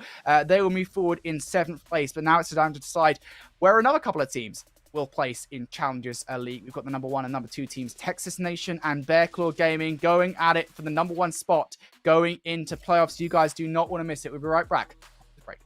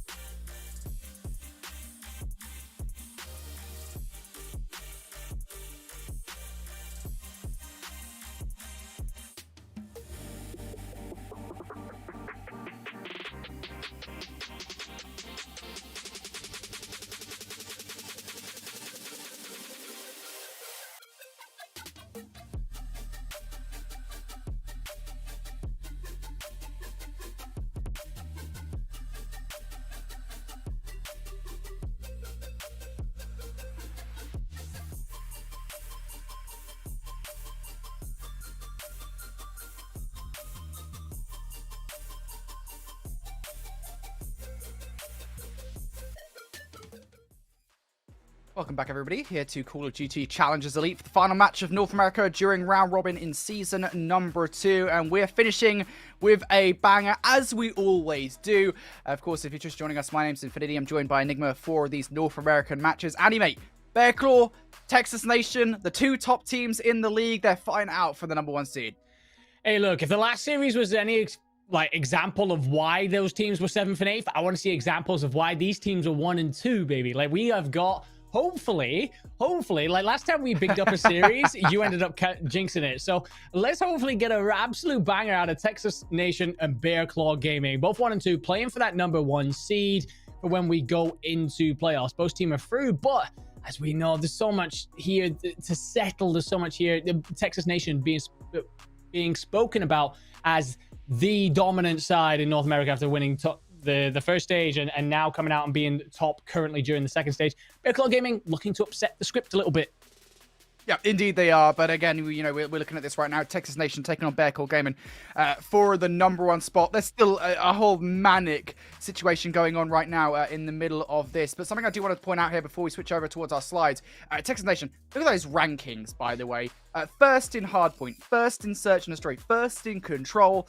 Texas Nation have looked incredible this season. They're looking like they could well make the 2-peat happen, but they've got to go through Bearclaw to guarantee the #1 seed. And speaking of this Texas Nation roster, well, let's take a look at them. And, well, this team, I mean, everybody who has watched competitive Call of Duty over the last few years recognizes the names on this team, Andy. Oh, yeah, absolutely. Brezzy, General, Havoc, Kismet, all definite household names if you've been watching Call of Duty for 5 minutes. Brilliant players, and they have put in a phenomenal performance. I mean, look, last year Havoc perhaps had a bit of questions to answer after Florida, but this year he's come out and answered them truly. Picked up a 1.23 stage 1, and now he's still rocking a 1.07. That is a difficult thing to do in Vanguard, to hold that level of consistency against the very best players in North America. Kismet, by the way, absolutely frying 1.19. He has had a phenomenal stage, and he is going to be a player that I really keep an eye on this series and see if he can keep it up. Before we talk about Kismet specifically, I think it's a good idea to go over to our stats overall for this Texas Nation roster. I already mentioned it, Andy. I kind of spoiled it before we got into this. They are first in every single game mode across the board from North America. This didn't happen in EU, hasn't happened in North America in Season 1. Look at this, man. They've lost a single Search and Destroy. They've lost a single Control, and they've lost 2 hard points overall. I mean, it just tells you all you need to know. Like, basically every single win has been either 3-0 or 3-1. Texas Nation, they don't lose maps, man. They don't, and I'm just trying to very quickly pick out the losses that they have had. So these are the losses, by the way, that Texas Nation have had. 250 to 238 hard point, 250 to 231 hard point. They lost around 11 Search and Destroy. And they lose a 3-1 Control. So the losses that they are having are ridiculously small. These guys are frying. These guys are, for a very good reason, the team that everyone's looking at. They kind of remind me a little bit of Wester from last year, where everyone was like, okay, how do we figure out how to break these guys? How do we figure out how to pull them apart? And the difficult thing for Texas Nation is obviously going to be continuing to elevate their game, continuing to revolutionize the way in which they play so other teams don't use the VOD tape and pull them apart. And they are doing just that. That's that column on your right, first. There is no better way of intimidating your opponent coming into a series. Yeah, I think and 3 of the 4 maps they've lost have been on Tuscan, if I'm right? Yes, so, like, yes. Yeah, we know where their weakness lies, but we promised we'd talk about him. Let's talk about Kismet. I think it's kind of funny in a way, because I think we should probably mention here as a little asterisk that, of course, we would normally be talking about Havoc from his Season 1 performance. You know, he was the clutch MVP for Season 1 in North America, but Kismet has stepped up to the plate here. And let's go over these stats a little bit. I mean, the first one that's going to jump out at everybody, Search KD, 1.42. That is not over 2 or 3 games. That is over a whole 6 in Stage 1 Elite. That is, sorry, Stage 2 Elite. That is ridiculous. These are the best teams in North America right now. He's putting up that over a whole season, basically. If he comes out and has an absolute banger of a series here, we get 1 or 2 Search and Destroys in there, we could potentially be talking about a 1.5 plus over a full stage. That's insane. That's absolutely ridiculous. It's so hard to be that consistent at this level. We've got the Slayer rating, by the way, as well there. 94.8, the best currently in North America. So it's not as if he's just playing back and not really getting involved, maybe playing his life a little bit. He's getting involved and putting up big figures, big numbers throughout games. Yeah, and I will say as well, as we get into map number 1 here, we have no idea what it is, by the way. I did not get to look at the map set coming to this one, so it's going to be kind of like a kinder surprise, if you will. I think something we should notice that, you know, although we're not talking about Havoc as our kind of key player here for this matchup, he actually has like the third best, or the fourth best Slayer rating in North America at 91.94. So don't be fooled by the fact we're not talking about Havoc, and also don't be fooled by the fact we're not talking about Brezzy in general, because these players are basically all nuts when they need to be. But also, don't be fooled by the fact we haven't talked about Bear Claw Gaming Tool. We simply didn't have the time. We will be talking about Bear Claw as we get further on into this matchup. But that's a pretty good start overall from Havoc. Everybody is white. I'm gonna have. Oh, look, my God. As a color caster, I spent 95% of my time looking at the minimap, ladies and gentlemen. And let me tell you, I can't tell a damn thing right now. But we are into the first hard point. Texas Nation are going to be getting a hold of it. They might have a rotation coming in. I'm trying to do math very quickly, but this is not the start that Bear Claw Gaming will have wanted. A team that is full of talent, by the way. You've got Exotic, Noisy, Radial, and Welly. A very strong side. Really looked good throughout this stage. Not the start they would have wanted. Let's hope the rotation's in for 2.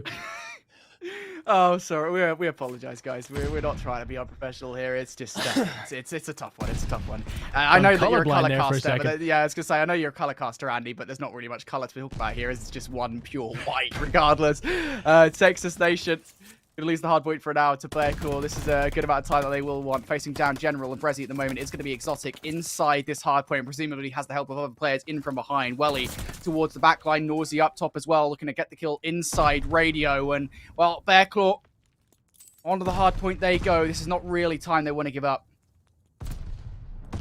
It isn't Noisy there, by the way, with 2 very important kills. Manages to push himself on out and take top radio control, because for a second there, it looked like Texas Nation were essentially going to steal more of the points from the second half of the hill than Bear Claw had managed to. The scrap time, though, will go Bear Claw Gaming. Bear Claw Gaming? Wow, that is a name. They will go their way. They will hold this, but that means that Texas Nation have rotated all the way over, and this Fountain Hill is a nightmare to break, Brody. How the Bear Claw set themselves up for it? That's going to be the question, isn't it? They're going to try and push all along the rooftops here. They want to make sure they kind of uproot Brezzy and Kismet from the backline. It's definitely possible to do, but these are players that will be really hard to take down. Kismet going to pick up 2 of them. As soon as Radial kind of crosses the line of sight of Brezzy, it should be a Brezzy kill. Here's the thing, though. Those players are going to be spawning close over towards rooftops. Right in the line of sight of Brezzy. As we said, though, Brezzy only able to pick up 1. Here come those kills through. It's mayhem for both of these rosters at the moment. Texas Nation and Bear Claw fighting tooth and nail for control, but Texas Nation going to hold on to it for now. They do, and actually Bear Claw did a fantastic job. They bullied their way through tiles, dictated the spawns a little bit, got a couple of kills, flushed it out. I thought they'd done a great job. And then just when it looks like they have an opportunity to scoop some points together, they get a little bit flustered, don't cover over the correct areas of the map they need to, and end up falling. So a little bit of scrap time will go their way. That remains at Fountain. We move on over to Church instead. A very mixy hill, typically, one where everything gets thrown about. And if you're an SMG player who is Exotic, starting 3 and 9, he needs to heat up a little bit when we get into this hill. Yep, indeed it is. Exotic, of course, the replacement for Machilla on the squad. It's definitely brought quite a lot of firepower to the roster, but we'll need to start to step things up here if Bear Claw want a chance at holding on in this hard point. Radial towards the back line. Going to lose that first blood versus Havoc. Of course, it will be going to be Havoc inside, waiting for his teammates to come and help on out. But now Noisy trying to make his way in the back line. Nice read from Havoc to kind of feel that Welly's probably going to come in from the top line. A second as well for Havoc here. And, well, I think we're starting to be reminded. Little plays like that are why Havoc was crowned Season 1 MVP here from us at Clutch. Yeah, absolute snapper there. Deleted whoever that was. I think it was Noisy on the other end of it.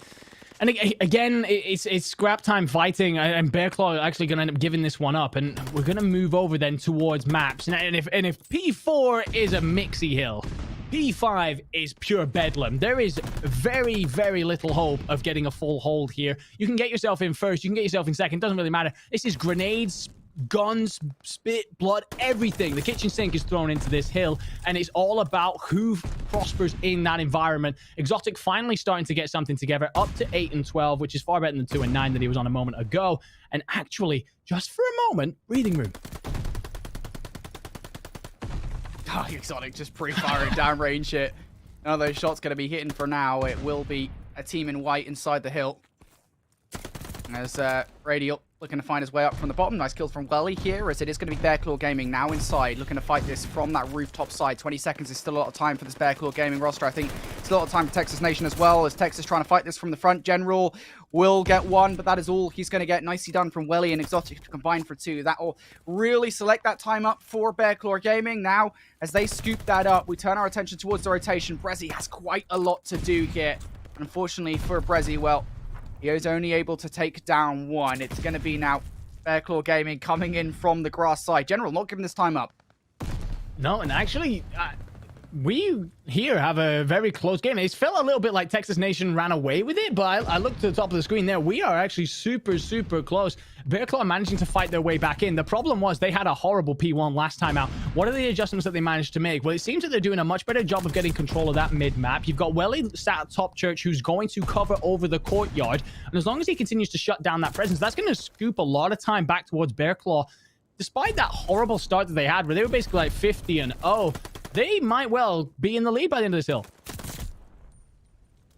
Yeah, they might well be. I think this just says a lot about how closely matched these two teams are. Texas Nation and Bearclaw, both brilliant teams in their own right for a variety of different reasons, of course. Pretty young players as Bearclaw Esports. But Texas Nation, I mean, they've got such a veteran team, veteran lineup on their side. Even that isn't enough to wipe away Bearclaw Gaming for now. They continue hot on their coattails as Kismet now looking to clear out maps. He won't find anybody in here. As a matter of fact, the pressure is actually going to be coming from the patio side. Havoc, he's only able to pick up 1. Welly now in for 2. Kismet, can he do anything up top? No, he cannot. Exotic, Welly combined for 3. Radial for number 4 as well. It's going to keep Texas Nation away for now. It does, but presence here pushed out by Radial. He's going to manage to get in up through Radio and just looking to actually find a little bit of timing, perhaps, because he's actually surprised as we are by the fact that he's got a spare moment on the hill. You don't often get those in Vanguard.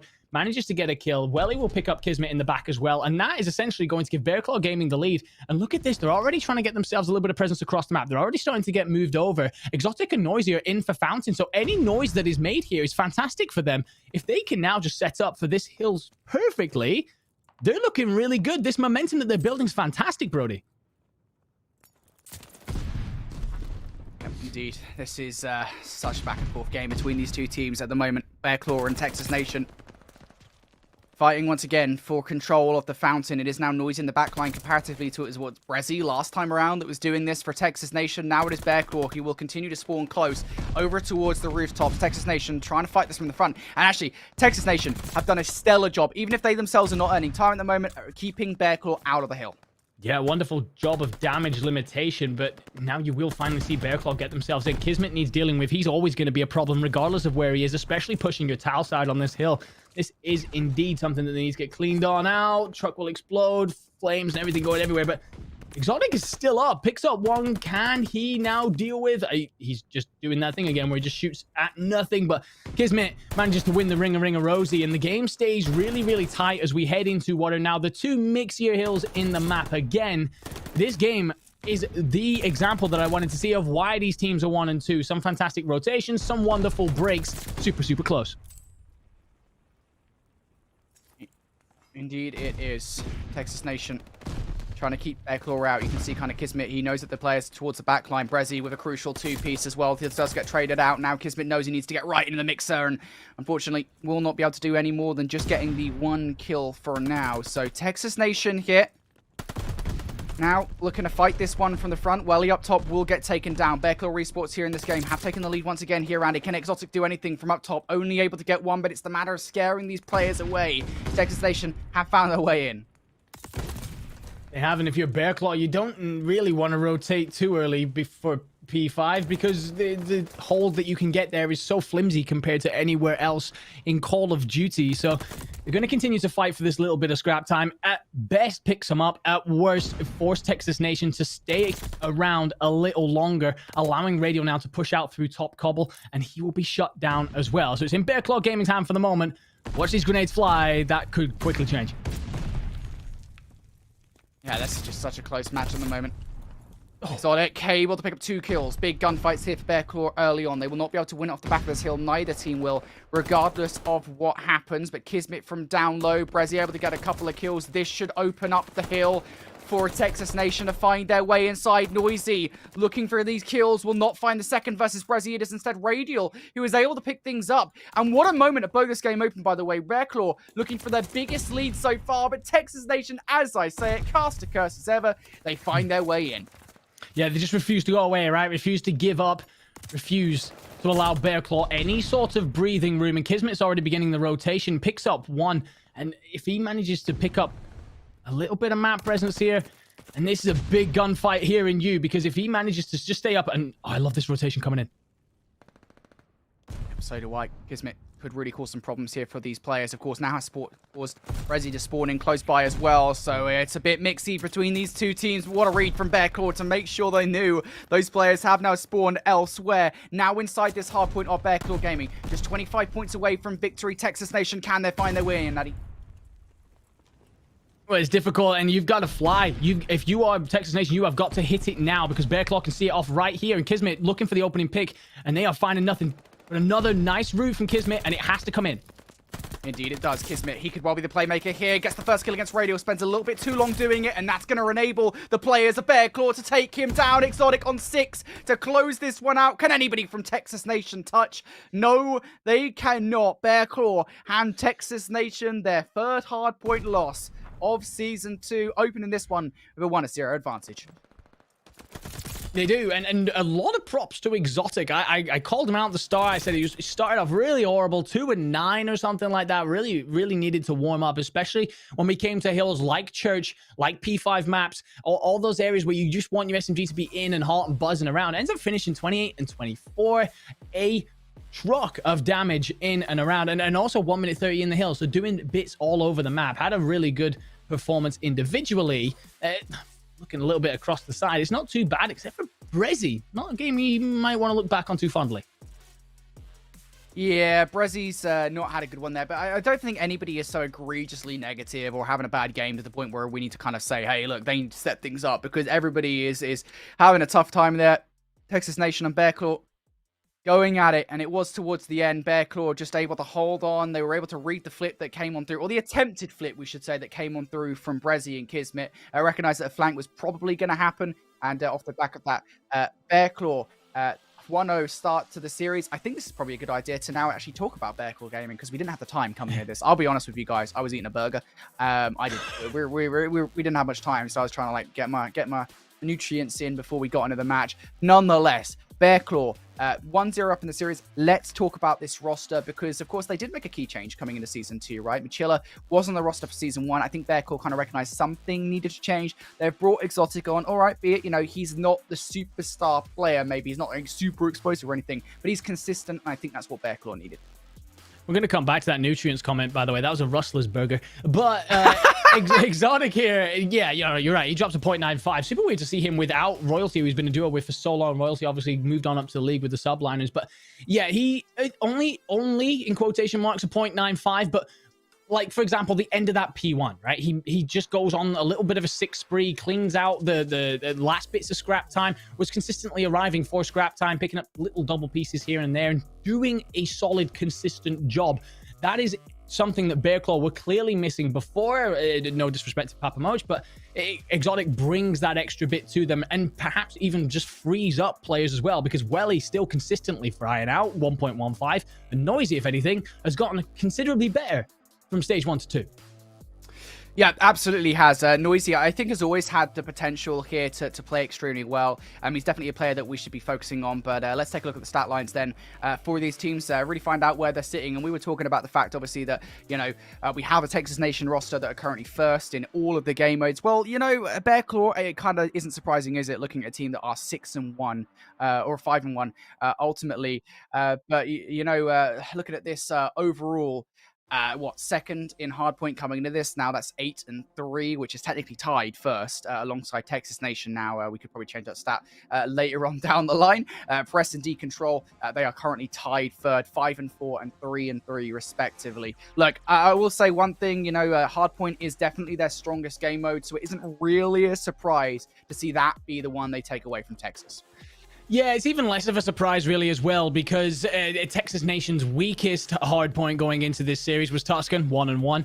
Bear Claw's strongest was Tuscan, 2-0. They were unbeaten there, so that moves on to 3-0 as well. Bear Claw clearly like it. They haven't played it too much, so perhaps it gets vetoed against them quite a lot.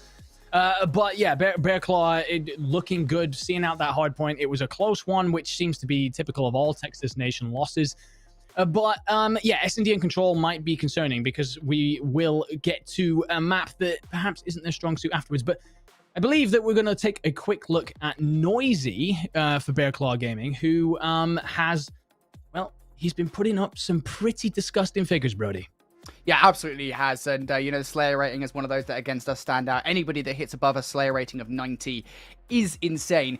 Noisy is absolutely up there. I believe he's currently sitting in third, I want to say, overall in North America with that Slayer rating. But I think actually, more to the point here right now, the Search and Destroy KD is probably the thing that you and I should really focus on here because of the fact that we are actually going into Search and Destroy. Noisy, definitely a player you need to be careful of if you're a Texas Nation here, of course. Noisy having that 1.52 KD in Search and Destroy. He is pretty damn good on the map, and that is something that I think Texas Nation will need to be wary of coming into this one. Of course, 61.2% effective rating as well. So for that one, let's take a look at the map set for this series then. Right now, Texas Nation 1-0 down. We're going back into Tuscan for map number 2 here, Andy. And, Bear Claw, this is it's not great for them. They're 0-2 on this. Yeah, the script flips, actually. We go from Tuscan being the weak point for Texas on the hard point, and then we go with it being the strongest place for Bear Claw on the hard point. So actually, Tuscan 4-1 for Texas Nation when it comes to search. With Bear Claw, it's 0-2. So, yeah, we definitely got a change here. And we were speaking a little bit about Noisy there. And yes, let's wax lyrical about how good he has been. He has been phenomenal, especially in search. Again, I was talking about how good Kismet has been before. 1.5 over a whole elite series, stage, season, whatever we're calling them these days. That's just ridiculous. The one player better than him, Havoc, 1.68. So not hitting as hard as he was last stage, but 1.68 over a whole series. I mean, we're going to get to watch two juggernauts absolutely duke it out on this one. Yeah, absolutely we are. It is interesting, isn't it, looking at Noisy, seeing what he's able to do for this team. Welly, of course, as well for Bear Claw. But I think, when it comes down to the head-to-head for these maps and stuff, the fact that Bear Claw haven't won a Tuscan Search and Destroy doesn't exactly bode well for them. And again, when it comes down to ultimately comparing Texas Nation to Bear Claw, something that Texas Nation do extremely well on Search and Destroy. The teamwork that they've built up, their chemistry, having a lot of trust in one another to make pushes together as a team, to have that kind of knowledge as to where each other are without even knowing exactly, as in seeing where they are. Texas Nation is just so good at that. Their team chemistry is A on point. And, 5-1, it's definitely showing right now in their Search and Destroy stat lines here for Season 2. If anybody's going to take a map off them, though, it's probably going to be Bear Claw. They are, again, while themselves, they're only 5-4, tied third for the top stat line here in Search and Destroy in North American Challenges. At the end of the day, Bear Claw, they have been a roster that has surprised us time and time again, all the way back in like Season 1 qualifiers. Bear Claw were the roster to take out Texas Nation when they were in those qualifiers.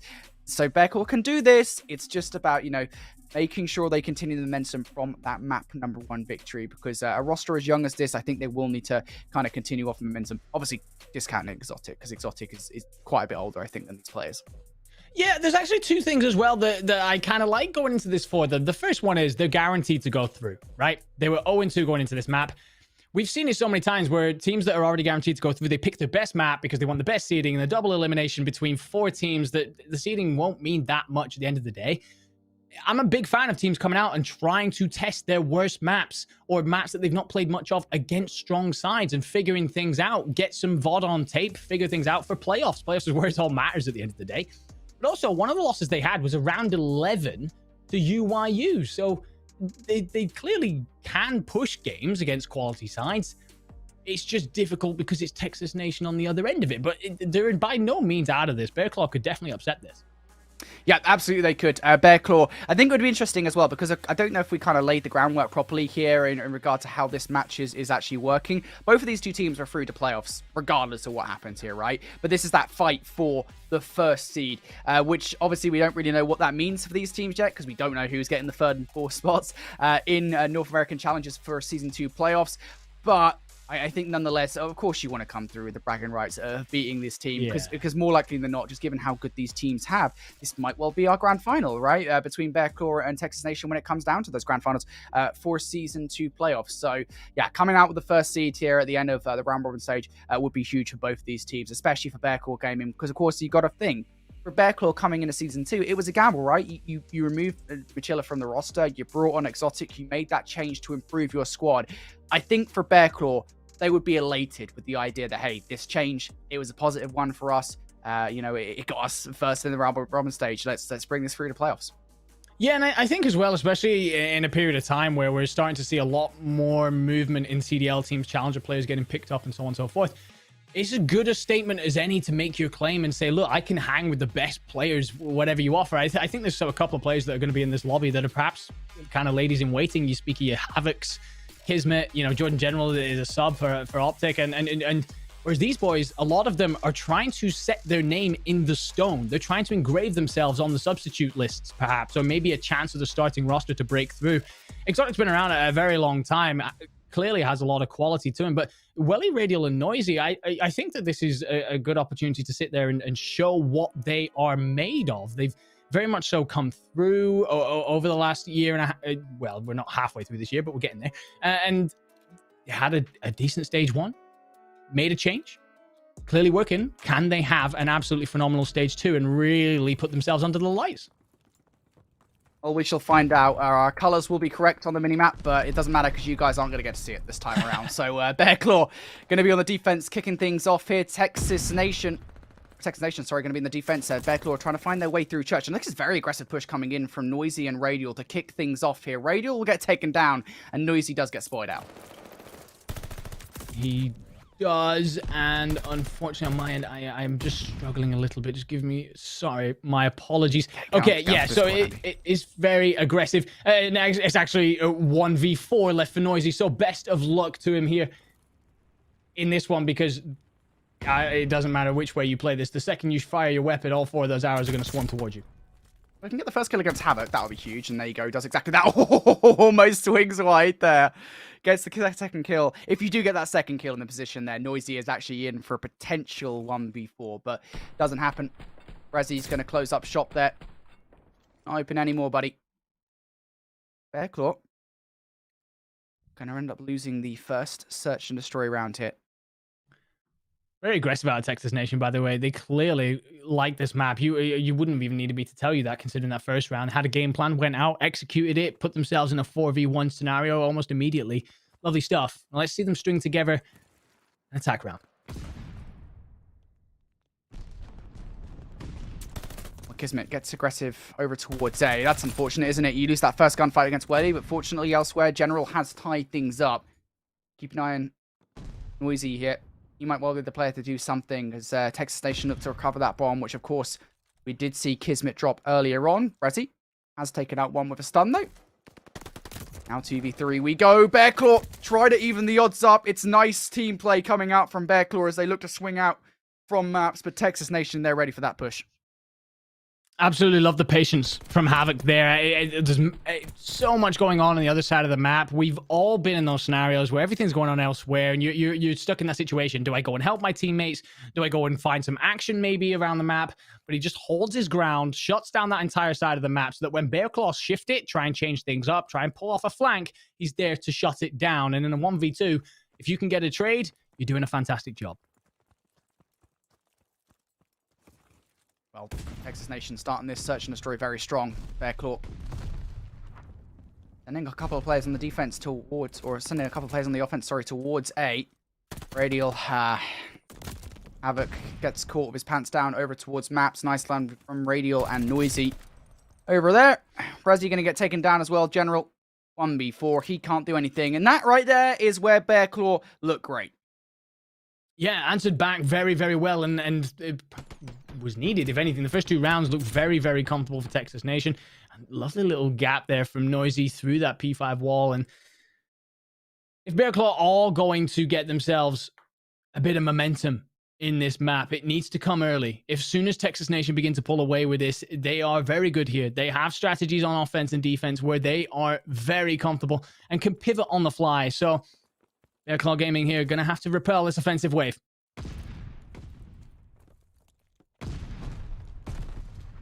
Oh, Texas Nation playing this one relatively slow. I kind of like this call from Texas Nation, actually, to just kind of wait for Bearclaw to get over aggressive. It's a perfect play call. Unfortunately, Brezzy doesn't actually have any backup immediately. We'll have to come down to trades, and those trades are not going in favor of Texas Nation right now. Kismet trying to dip and dive away, manages to get the better of Noisy there in that 1v1. So 2 for 2 we go here, Andy. Havoc and Kismet head-to-head with Exotic and Welly. Yeah, Havoc has had the weirdest round. I will come back to this, but Kismet trying to just change his routes up a little bit. We've seen him a couple of times through the hard point get a bit rooty, and does he now aim to plant this bomb? You still got quite a bit of time. Bearclaw Gaming going to be trying to guess where this goes. They're very split. Every player on this map right now very split, so opportunity for either team to make a bit of trouble, and it looks like Kismet might run into Exotic. Exotic catches Kismet off guard here. It's huge, but Kismet looks the other way. But Welly gets that first kill, and now for Kismet, it's go time. I like the proactiveness to get the bomb down. This is step number 1 of winning this 1 versus 2 clutch. Now all you got to do is defend it. And I really like this from Kismet, making sure you get over towards the church side, because Bearclaw will probably think, hey, look, he's gone over towards fire. Slow as you like for Kismet here. It's whether he spots them first. And he does, and he gets the kill. That's massive. Gets away. Exotic. Gotta chase 25 seconds. Oh, Exotic. Has he played this? Kismet turns the corner. Exotic. Oh, calls it perfectly.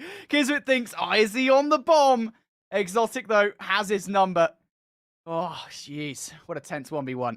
Wonderful read by Exotic, but I have got to come back to Havoc's round. So he changes his position over by P5 maps. Instead, sets himself more above the well area, looking out over that balcony, looking in through the window.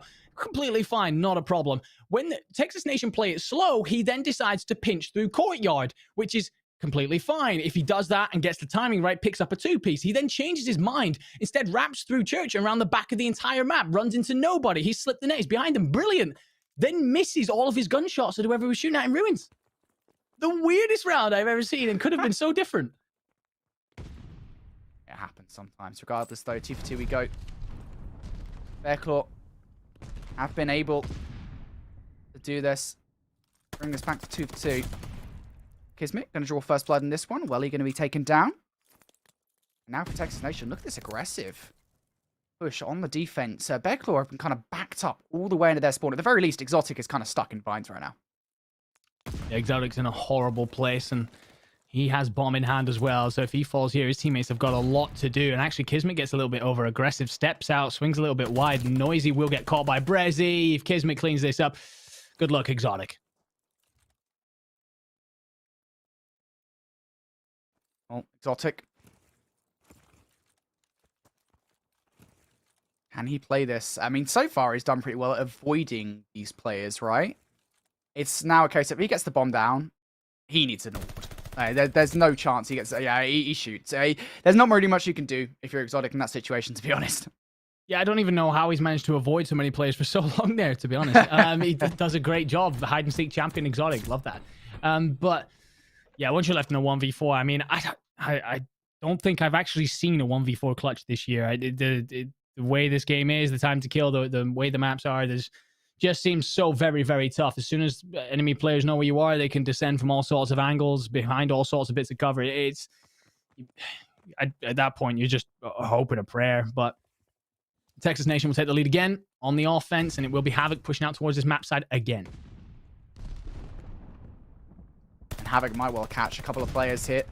Pre-fire from Havoc.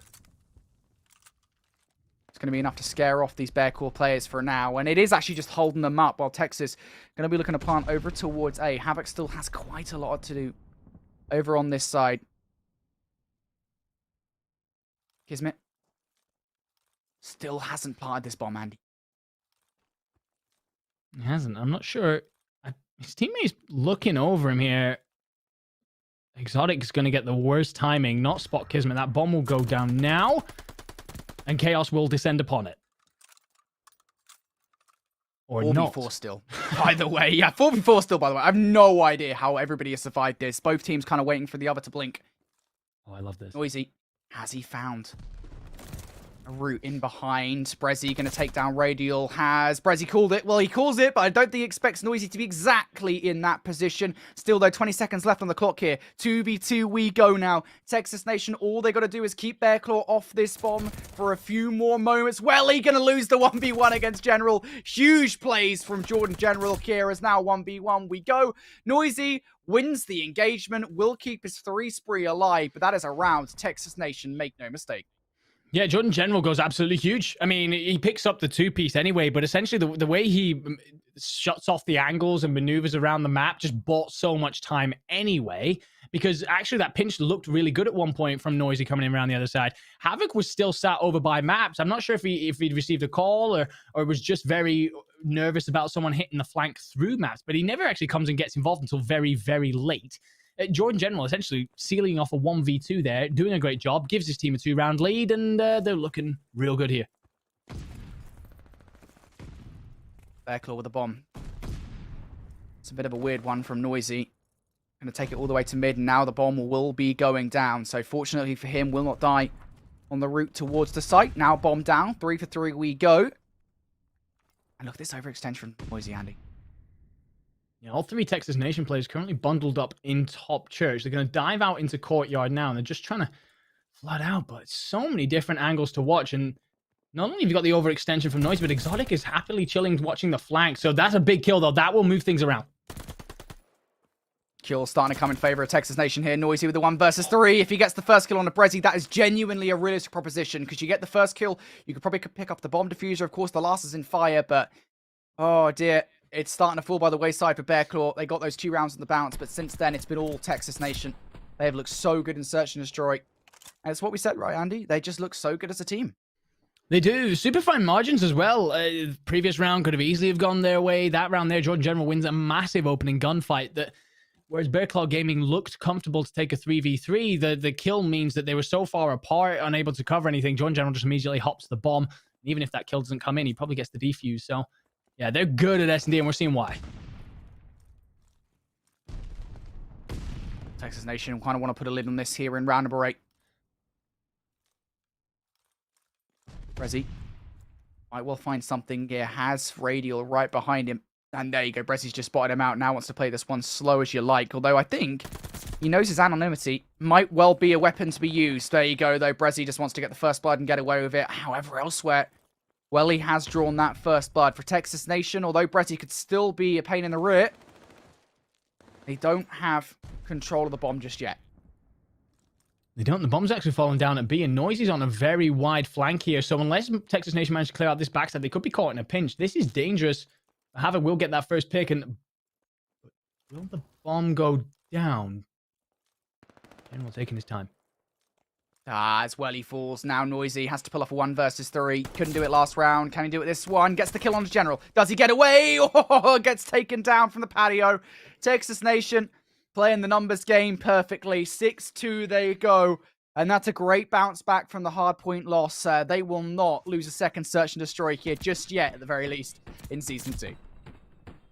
No, you can see why they like that map. Like we said, the script changed coming into this one. This was Texas Nation's preferred map, Bearclaw Gaming's least strong map. So yeah, Texas Nation there doing themselves justice, essentially.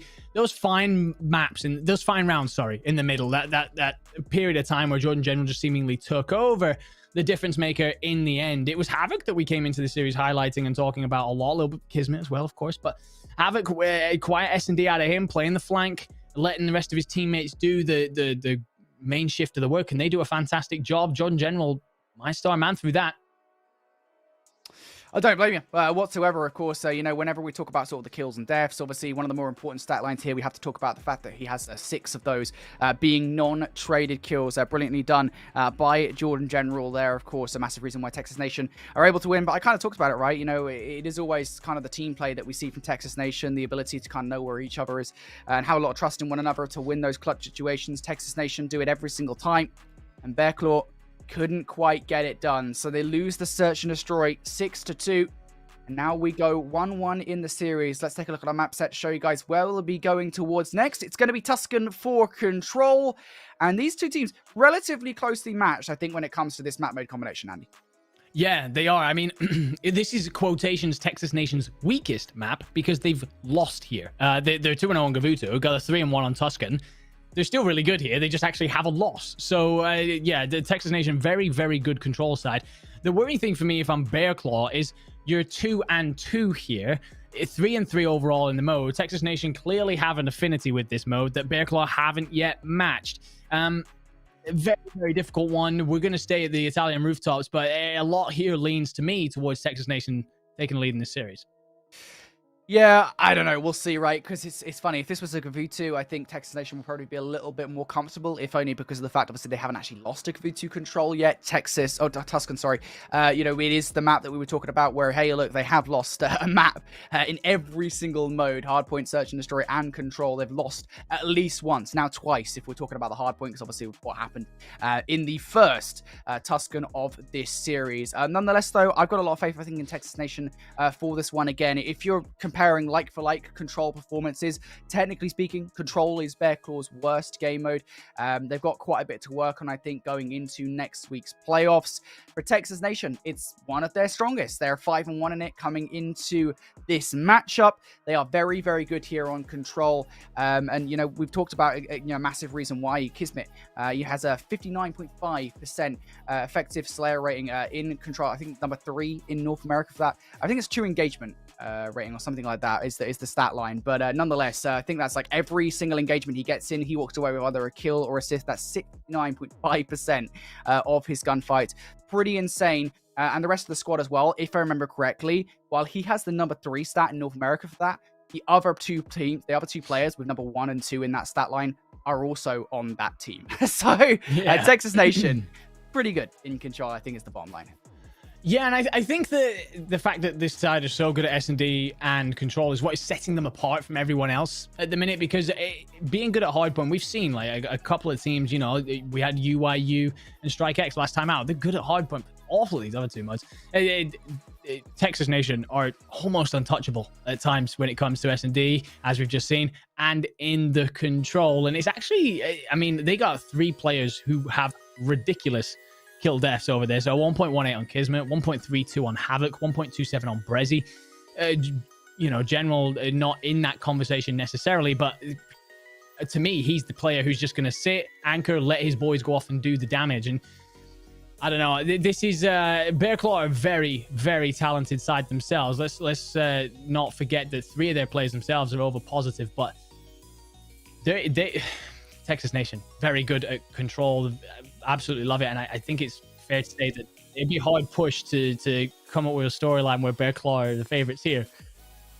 Yeah, at the same time, though, I think, again, with Texas Nation, they've already underestimated Bearclaw once, and that was when they had Machilla, right? We were talking like early season 1 qualifies, right? Bearclaw, right, the very first team to say, hey, look, Texas Nation, calm down a little bit. You think they're the best team in North America. That might well be true, but we can still beat you. And Bearclaw did exactly that during those Season 1 qualifiers. Of course, that caused a domino effect of teams not qualifying for Season 1 back then. And to a certain extent, a butterfly effect to where teams are sitting out of rosters today. Nonetheless, though, Bearclaw, I think that alone was the first bit of proof that Bearclaw could absolutely come out and play extremely well. They had a couple of crucial moments during Season 1 where they did play extremely well as well.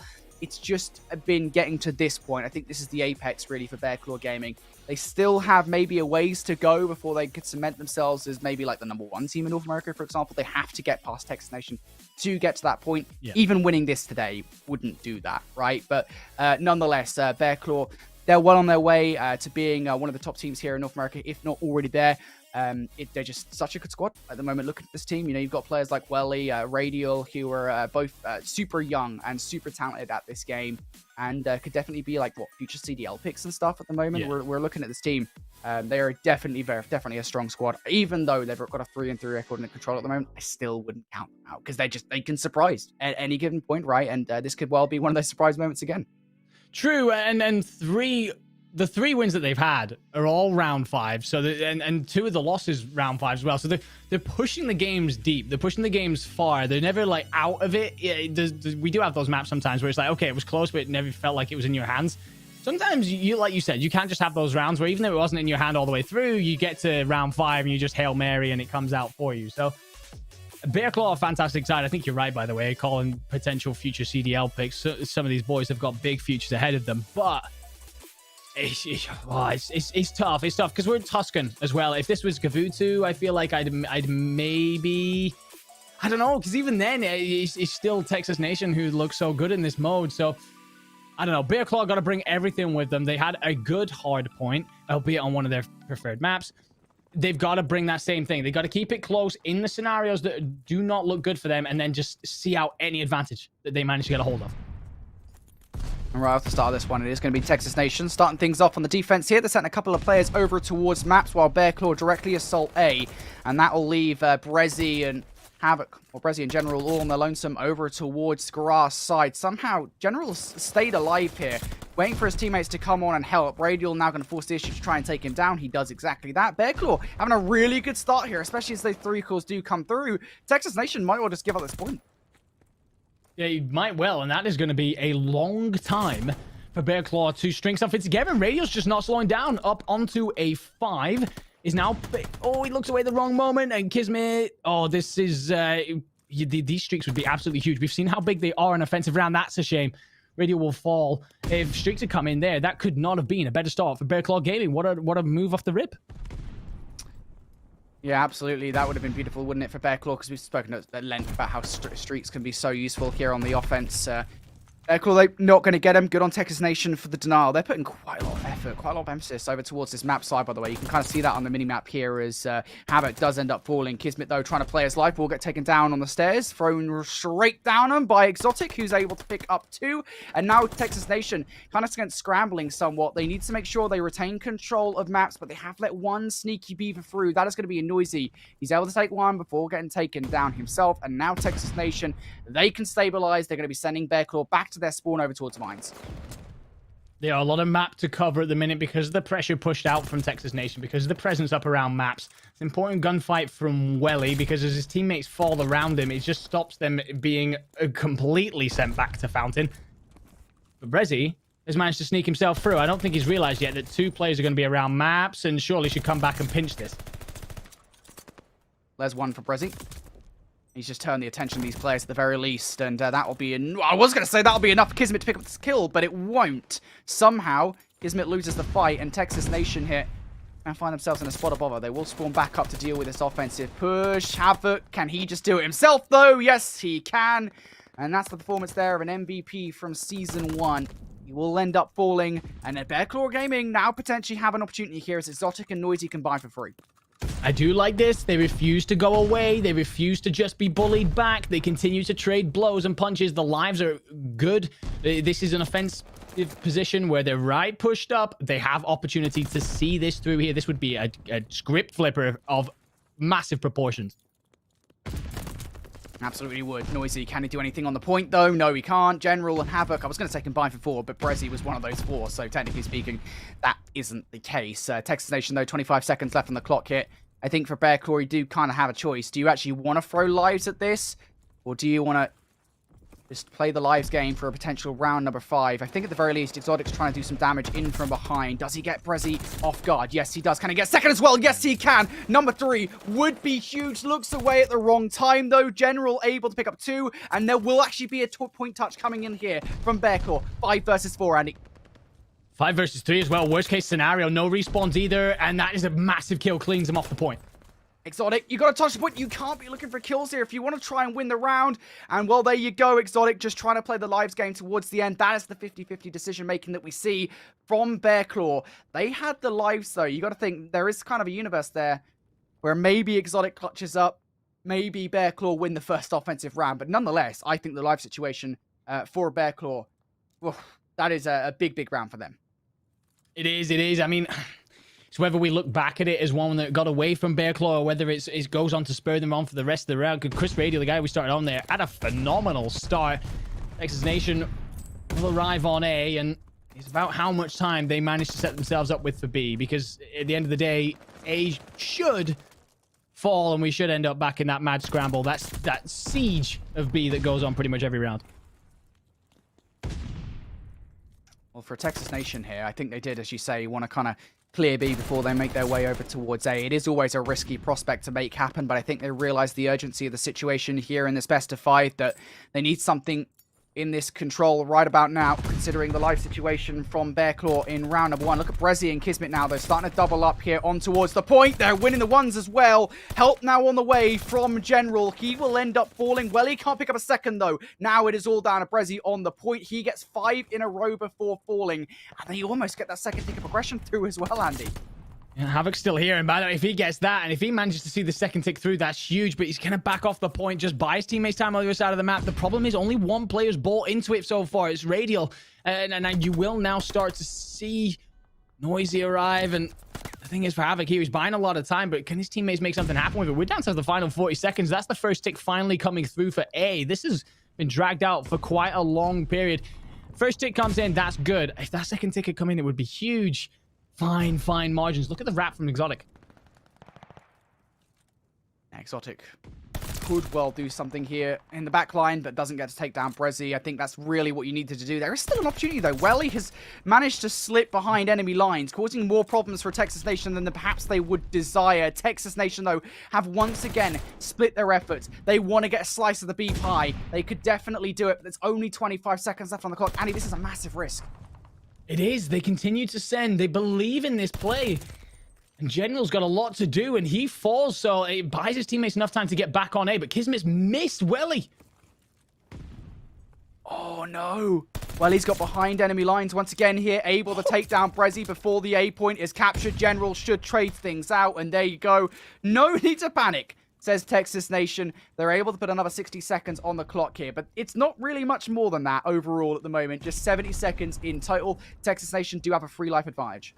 Yeah, a little bit of a heartbreaker for Bearclaw considering the life difference here, but you are right. We're at 60 seconds immediately, and this is essentially sprint time. You're running onto the end of weapons that should be set up waiting for you, and actually, if you're Bearclaw, you've got Noisy pushed all the way up, so you're forcing a deep spawn on the other side of the map. So much ground to cover. The gunfights are being won, so you are pushed right out. Texas Nation deciding to hit through maps here. Probably one last hit left before they decide to chalk it. Noisy. Really trying to put a cap here on this round. Texas Nation. I think they're really going to start to think about lives sooner rather than later, especially given the fact that Bearclaw have just been so domineering towards this map site. Kismet could well be the playmaker here. Sends that nade out. Going to get shot in behind again. This is the problem. They didn't clear their angles. Texas Nation down by 5 at the end of this one. Noisy on a 6 spree as well. One more kill. He gets the glide bomb. Bearclaw be very happy with this round, and especially considering what they ended with a life advantage at the end of round number 1 as well. Bearclaw having a hell of a go at things here in this control so far. I can't remember how round 1 went. I thought it was about even, but it won here and there. I think it was 1 to Bearclaw at the end of the round. Okay, so yeah, that round minimal, but this one huge. 6 is a massive deficit to try and turn over if you're Texas Nation. Bearclaw also have Noisy on a 6 streak. what's going on with his streaks? Am I missing something? Oh, yeah, sorry. Well, he said that the strafing run's not going to be used, is it? Yeah. My apologies. Well, the glide bomb will potentially be on the cards here for Noisy, right? Something that we definitely should keep an eye on as he looks for the kill. Oh! Massive gunfight from Havoc. Takes Noisy off the streaks. They are off the table now. And even better, look at this domineering start from Texas Nation. They are wiping Bearclaw away. Exotic now the furthest player pushed up. He's the only one that can break this. Exotic, you're right. He's got a lot to do. General reads it. General picks it up, cleans it out, and this is pushed way back. If you're Bearclaw, Havoc's going to use the top of the well to get up and about. Sees someone flying through maps. Unfortunately, gets bad timing, so he will fall. And actually, this might be a pivot from Bearclaw Gaming. They're going to send pressure over to B. They're going to pull a page out of Texas Nation's book and rotate on over. At the best, this will get them presence and pressure through B. At worst, it buys time for A. But look at how much they're investing here. Yeah, it doesn't matter, does it, when General's coming in and investing more in their own game.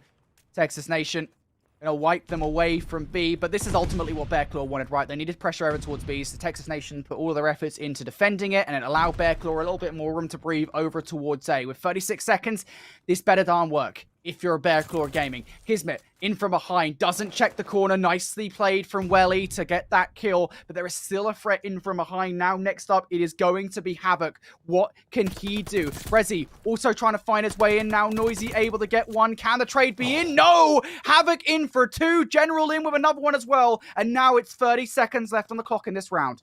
And all of a sudden as well, that life advantage is eviscerated. We're back to 6 for Texas. I mean, you've got maybe 2 up if you're Bearclaw, but suddenly it is a much finer margin than it was moments ago. They're doing another B hit, only 1 segment in at A. If I'm a Bearclaw player right now, I maybe rotate myself to A and let my teammates make some noise at B.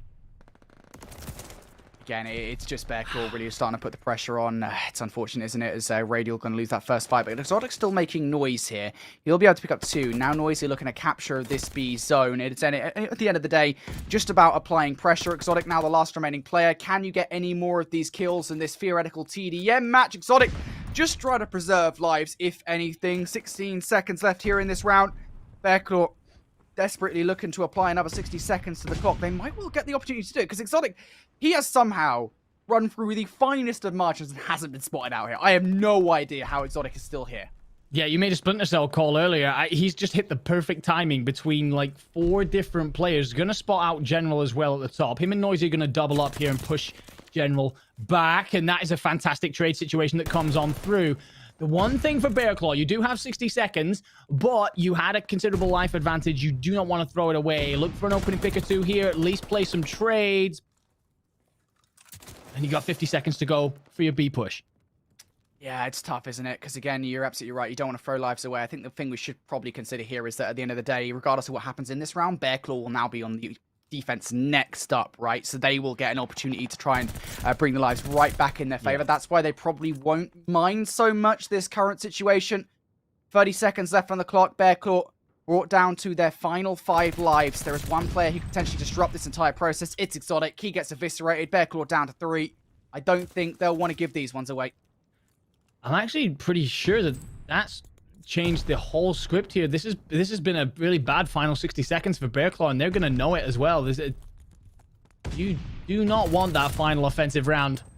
And right now, Bearclaw doing the right thing. Find a corner, find a nook and cranny. Texas Nation just going to back off, and actually they have one spawn right in the middle of the map. That could have been concerning, but I don't know. They continuously invested too much at B for me. I understand the play. If you do manage to get B there, then you do so much for your chance of taking an offensive round before we even get to a decider. I am very much so looking forward to when we get on to ticks rather than lives, but for now, we still play the lives game, and you're investing a lot of resources for a point that never ends up coming through. As we said, now we're going to see Bearclaw on the defense once again. Theoretically speaking, they should be fine with the situation. All they got to do is get more kills here on the defense, but of course, they don't want to be complacent. It's very easy to let a roster like Texas Nation run over you. Kismet maybe starting to put together something special here. Unfortunately, we'll only be able to get 1 before falling, and Bearclaw now doing a really good job of controlling this map. Texas Nation, they're making the Hail Mary play here, Andy. They are. They're going for it again. I love the fact that Bearclaw got themselves so pushed out, but actually, if Exotic doesn't go huge here. Noisy needs to just buy time, allow his teammates to arrive from afar. And actually, those are massive gunfight wins from Texas. Going to allow them to barrel in on in. And we've seen this before. They make a lot of noise at B, send one to A. And actually, they're going to send him through. So this could turn into a dire situation as they have got Havoc going all the way through the back here for Texas.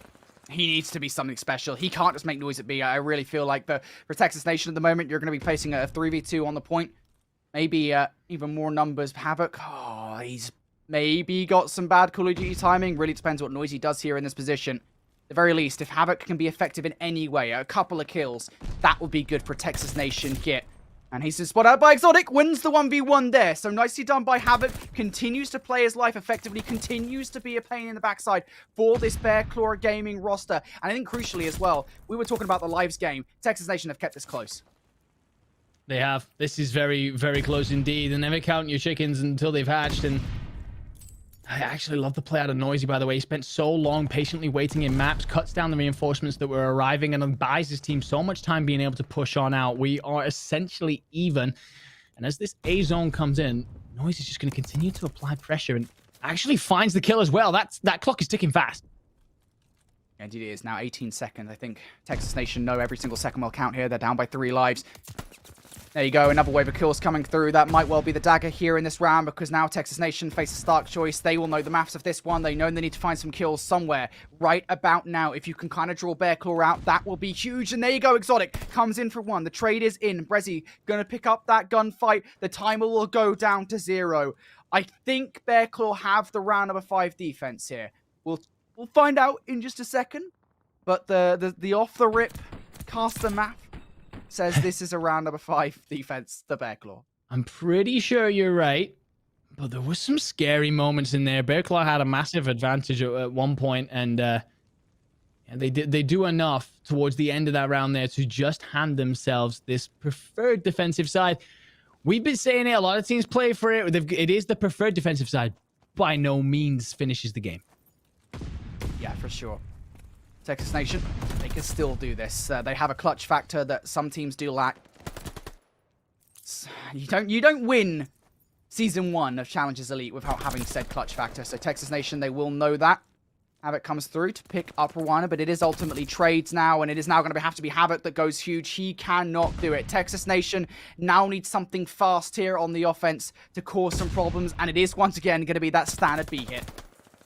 It is, and the spawns that come through from Texas are going to tell them as well that there's players coming in through them above, coming in from A, and they're going to read the kills, pick them up, and now they've got presence in on B, and I don't know, so far we haven't seen it come on through, but you feel like it is only a moment away for Texas Nation, as Kismet will clean out this south side, allow his team to push on through, and looks like they're investing everything towards a B hit for now. Kismet, he misses the nade now and needs more kills, and that's 3 kills to Texas Nation, but it's Radial with a nade right back. Radial with 3 to clear the point. Texas Nation have lost every single life. On towards B. They need a flawless A hit. Havoc potentially holds the key. Going to be waiting slowly for those players to push around from mid, but it is Noisy on the point who wants to clear this one up. Texas Nation once getting flanked, by the way. It's Exotic. He gets red. Brezzy with a kill. Texas Nation survive the onslaught. They do. Welly's still arriving, though. Welly to try and cause problems, and it just doesn't matter. Brezzy will clean it up. So now then, we transition over to B. As A comes in, we've actually got a lot of presence. Havoc's in around the back. Oh, he gets shut down, though. General gets shut down as well. The clutch kills are coming through for Bear Claw. We got 1 minute 20 left on the clock. That is not a lot of time for Texas Nation to work with. They know they're going to have to do this with an objective. They might have to do it by coming in from behind. Exotic come and help out here as Brezzy is taken down. You got to wonder if you're Bear Claw in this position, how many players have actually got through onto the flank? Look at Radial, by the way. He is being a real problem for Texas Nation, pushing up on towards those rooftops, forcing Texas Nation to spawn further and further out every single time. He's been a problem most of the evening as well. He's been really, really good in this series, and problem actually at the minute. Oh, that's a massive gunfight from Welly. 2 huge gunfights because there was a pinch coming in for Texas, 2 on each side, and that could have been problematic. But actually, Havoc has managed to stay up, and so will Kismet. So, just like that, they do get in on B. We got 35 seconds to go, 10 lives to 12. Kismet potentially the playmaker in this no. situation. Radial, mate, your nades have been on point, but that one was about as far off kilter as you can get. Now Radial gonna fall. The opening floodgates are here for a Texas Nation. 20 seconds on the clock. Brezzy picks up 3. It's time to start making some progression. Havoc is falling round the back. This needs to be a clutch moment from Brezzy and Kismet here. We need to see something special being cooked up on the broth. Can they get it done welly towards the back line? 17 seconds now here, Andy. Oh, and the grenade catches Kismet perfectly, and it's all on Havoc. He's got to go back. He's got to run straight at this point. I don't know if anyone can touch this. Havoc's got to dive through mid. He has to arrive, and he's going to have Welly. The timing. Oh, they touched on 0.1 seconds. It has to be a clutch from Kismet. He runs off the point. Oh my goodness, Bearclaw. They win out in round number 5. The defense is too strong. Defense is on top all day, and that is just the way Tuscan crumbles. Texas Nation, they will be well aware of the situation they put themselves in when they gave up that round where they dropped about 7 or 8 lives. It was too much for them to claw back in the end. Bearclaw doing enough, but really, really good match. I said when we came into this series, I want to see why these guys are number 1 and number 2. Some fantastic plays, counter plays, breaks, and holds all the way through this series. Been some really good stuff. But the man that I want to highlight at the end of that, Radial. Every single time I feel like we flicked onto him, he was being a nightmare for Texas Nation, whether it be that pushing out and controlling spawns or just throttling any sort of traffic coming in. Had a really good map.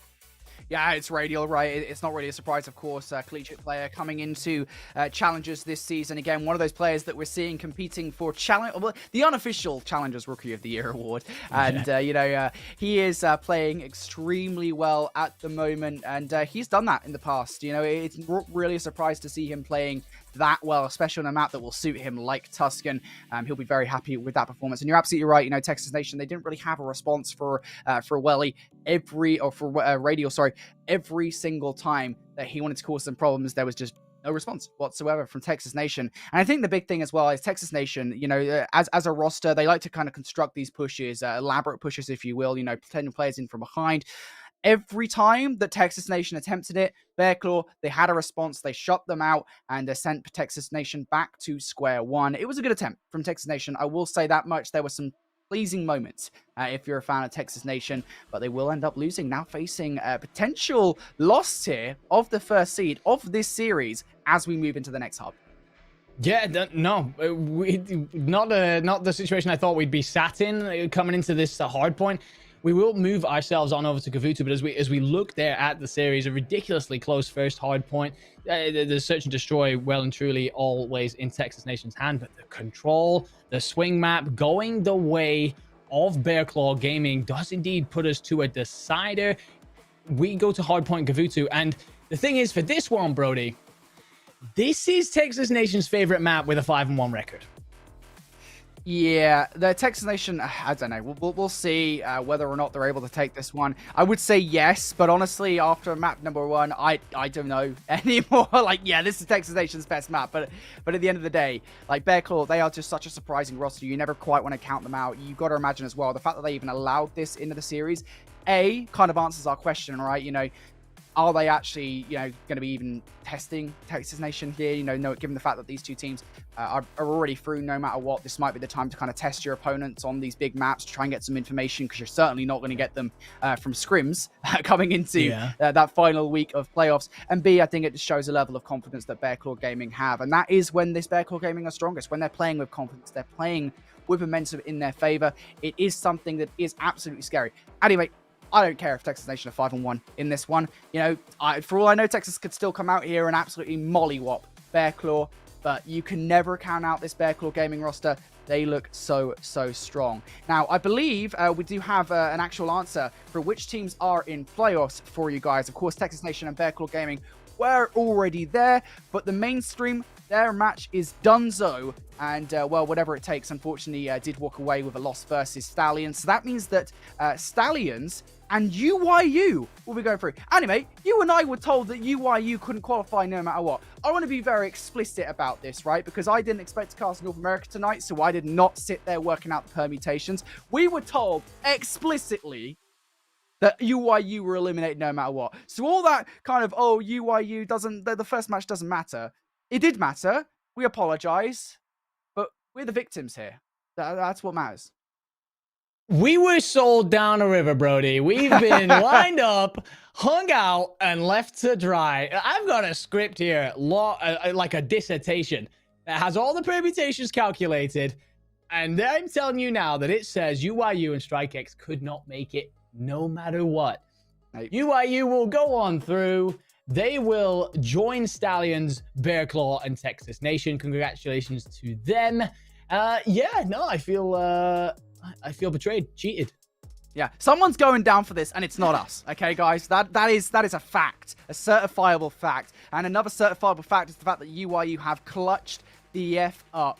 They have managed to make their way into playoffs with that earlier victory versus StrikeX. What a clutch from this roster. And it's saying something, isn't it? You know, we don't want to talk down on UYU by any stretch of the imagination, but 7th in Search and Destroy rank and Control rank coming into today, I think it absolutely does say quite a lot about this roster that they were somehow able to do this, right?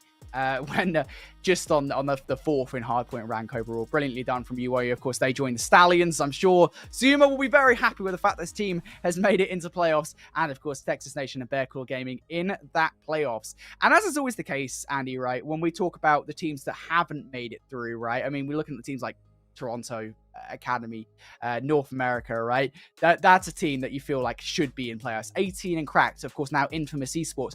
They should be in playoffs. It's nuts, isn't it? This is just how competitive the North American region is. Yeah, the North American region stacked deep with talent. Don't get me wrong, European guy, I always stand my European boys, but North America is so deeply riddled with talent. It is absolutely insane. At any moment, there's storylines, twists, and turns on every single corner. The fact that Infamous, 18 and Crack don't make it is outrageous, considering how good they looked throughout the early stages of the season.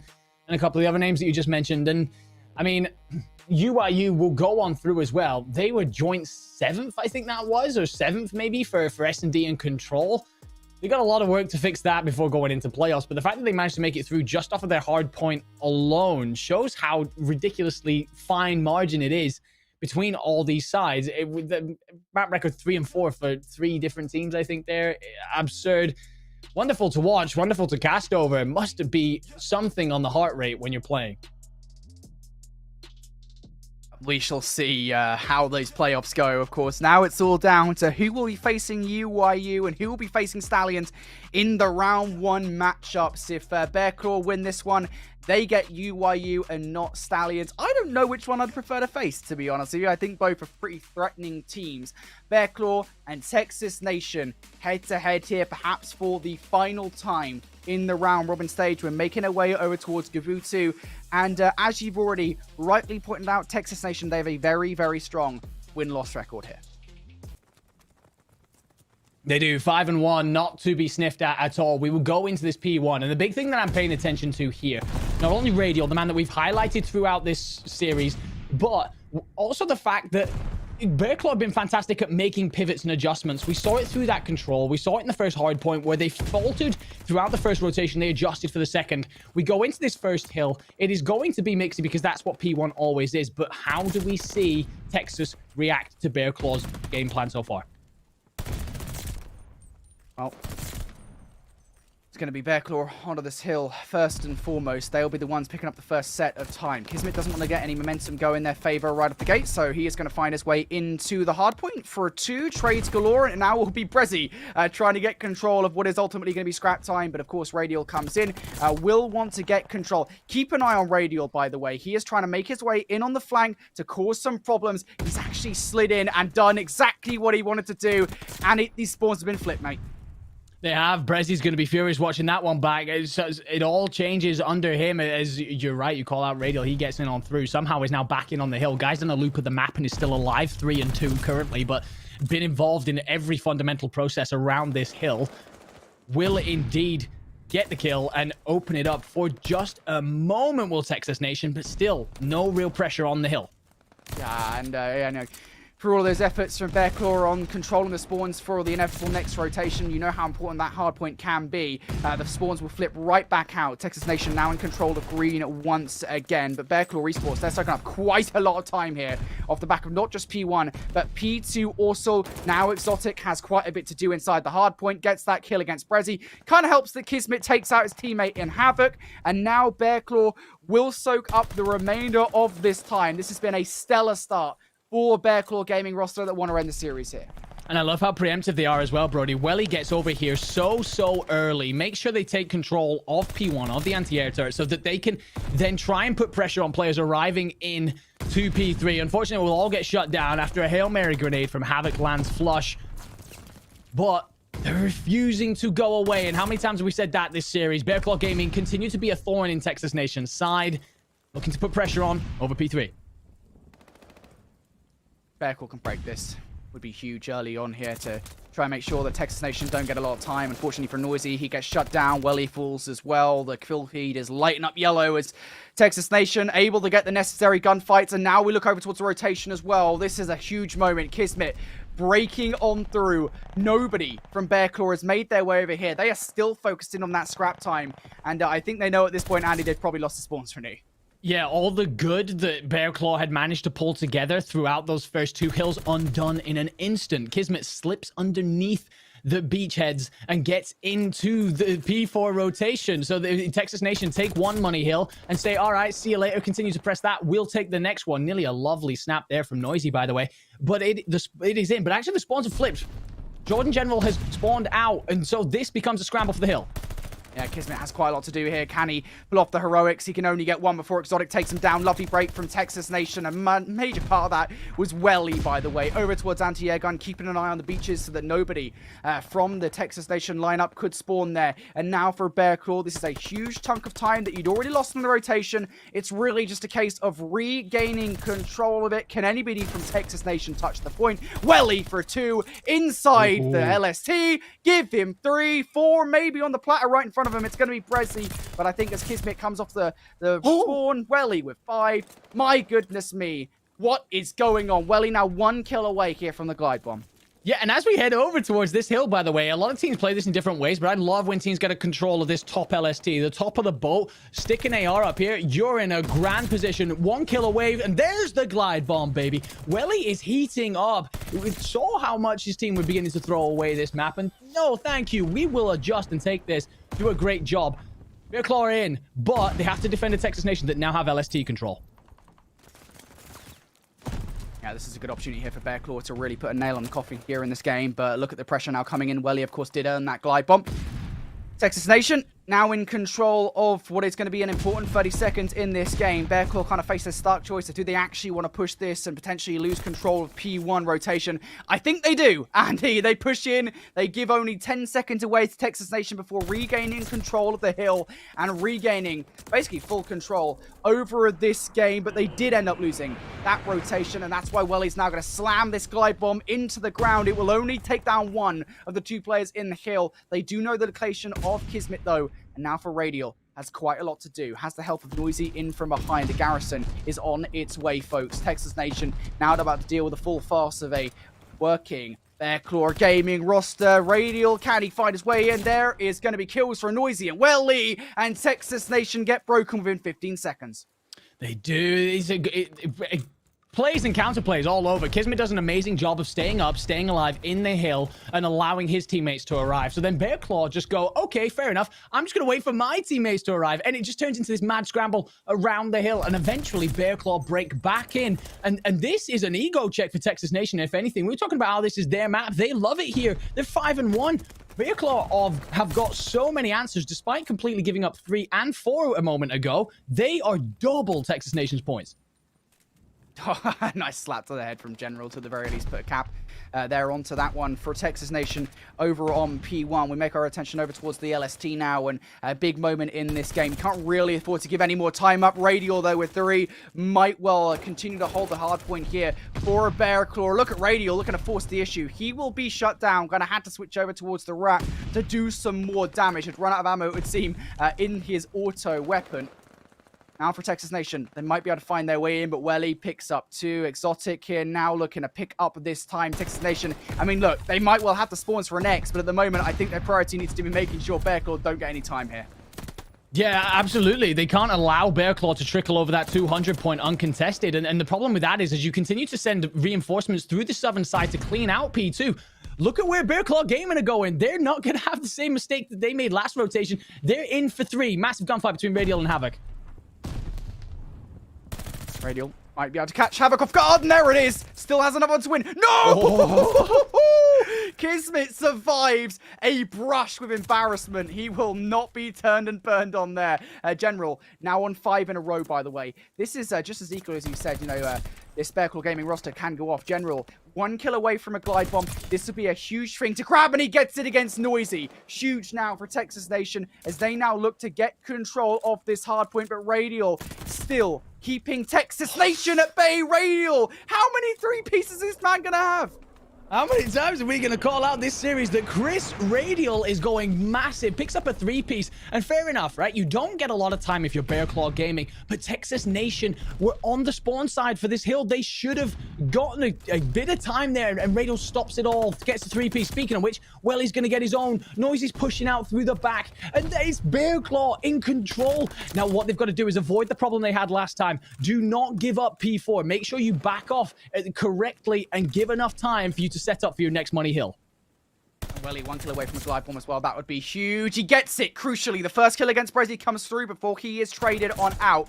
Bearclaw in control of the rotation. This could well be the closing moments in this hard point. Welly bringing the streak straight away down. Wants to use it to try and alleviate that pressure over towards the rock side. 25 seconds now.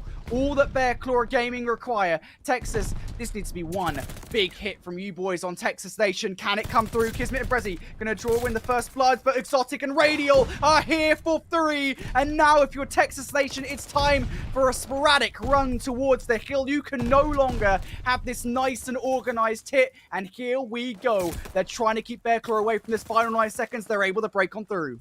Jordan General goes massive, picks up a 2-piece, dives on in. His teammates arrive to provide support in just enough time. So we will see another hill. Bearclaw are happy to continue hitting at this and try and set up that spawn trap that we've seen happen in the Pro League so many times. And just momentarily, Texas Nation are in this. But as we rotate over to a scrappy P5, Bearclaw are within touching distance. Yeah, Bearclaw, this is exactly why they did this. Welly, that might well be the nail in this coffin, folks. Welly looking to get number 3, and he does it. Welly on 5 in a row. Give him number 6, General. Come on. Don't be mean, mon frere. As Bearclaw Gaming win this one 3-1, they will take the number 1 seed going into playoffs. Absolutely fantastic, Brody.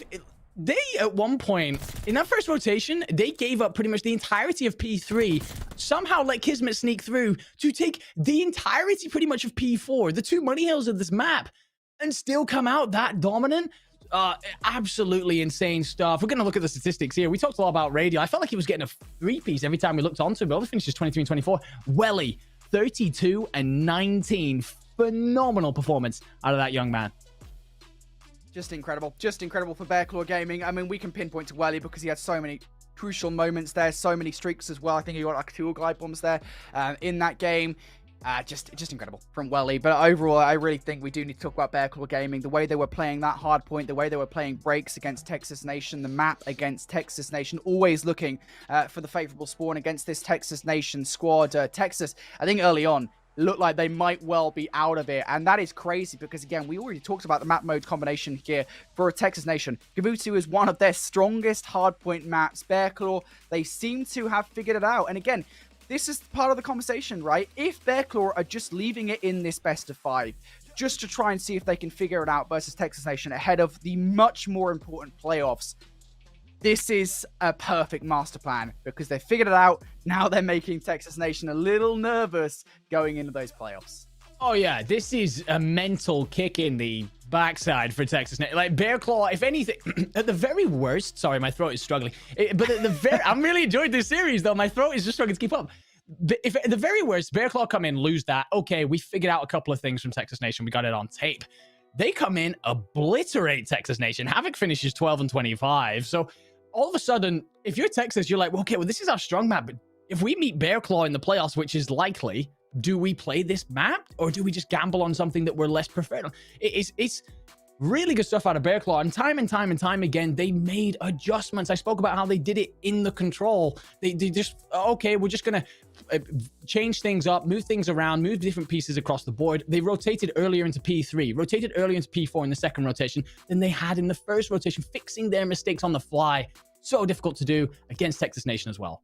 Yep, this looks so good. Let's take a look at our final map set then between these two teams. Bear Claw, they're taking this one of 3-1. They're taking the #1 seed for North American playoffs for season number 2. The only map that Texas Nation took was their most dominant one. It was Tuscan. It was Search and Destroy. It was a 6-2 victory. And I think that's what this Bear Claw Gaming roster will be walking away looking at is, look, why are Texas Nation so good on Search and Destroy? Why did we lose that so dominantly? And I think you and I, we went back and forth on this one. At the end of the day, there were just so many crucial one-on-one engagements that were lost by Bear Claw. I think they know a lot of it came down to 50-50 situations, which Texas Nation were able to come out on top of. But clutch control coming out from Bear Claw, clutch hardpoint plays, both in the Tuscan and in the Gabby 2.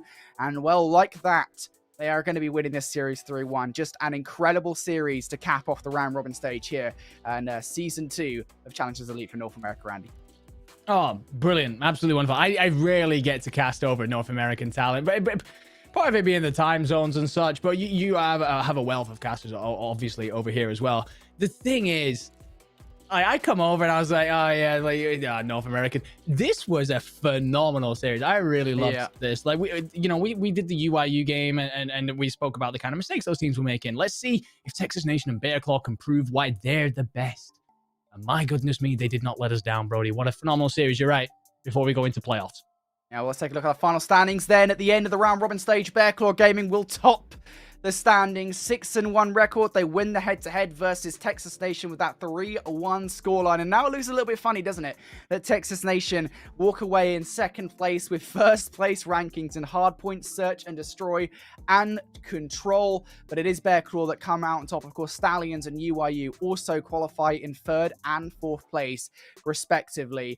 And in my opinion, at the very least, I think Stallions and UIU, they've got quite a lot to do here in playoffs week, because it's going to be interesting. I mean, I don't care which of the two teams you get. Bear Claw Gaming, Texas Nation, either one of them, they are going to be a tough team to take down. It sets us up for a beautiful week of playoffs. But that's it for us here on the desk for all of the North American action. Andy, mate, I'm surprised that I still have the energy left. I'm not going to lie. We cast 2 games in Europe. I then cast 2 games in North America review. It's been a ton of fun. Loved every single second of it. But for the clutch action, of course, we will be back next week, next Tuesday, just for the one match in both Europe and North America. That'll be, of course, the alternate match that isn't broadcasted over at youtube.com/COD Challenges. That is where all of the action is going down. If you're a fan of challenges, or even if you're remotely interested in Call of Duty Challenges, you should be subscribed to that YouTube channel, because that is where everything Call of Duty Challenges will be going down in the future. And subscribe to the Clutch while you're at it as well, because we've got some extra matches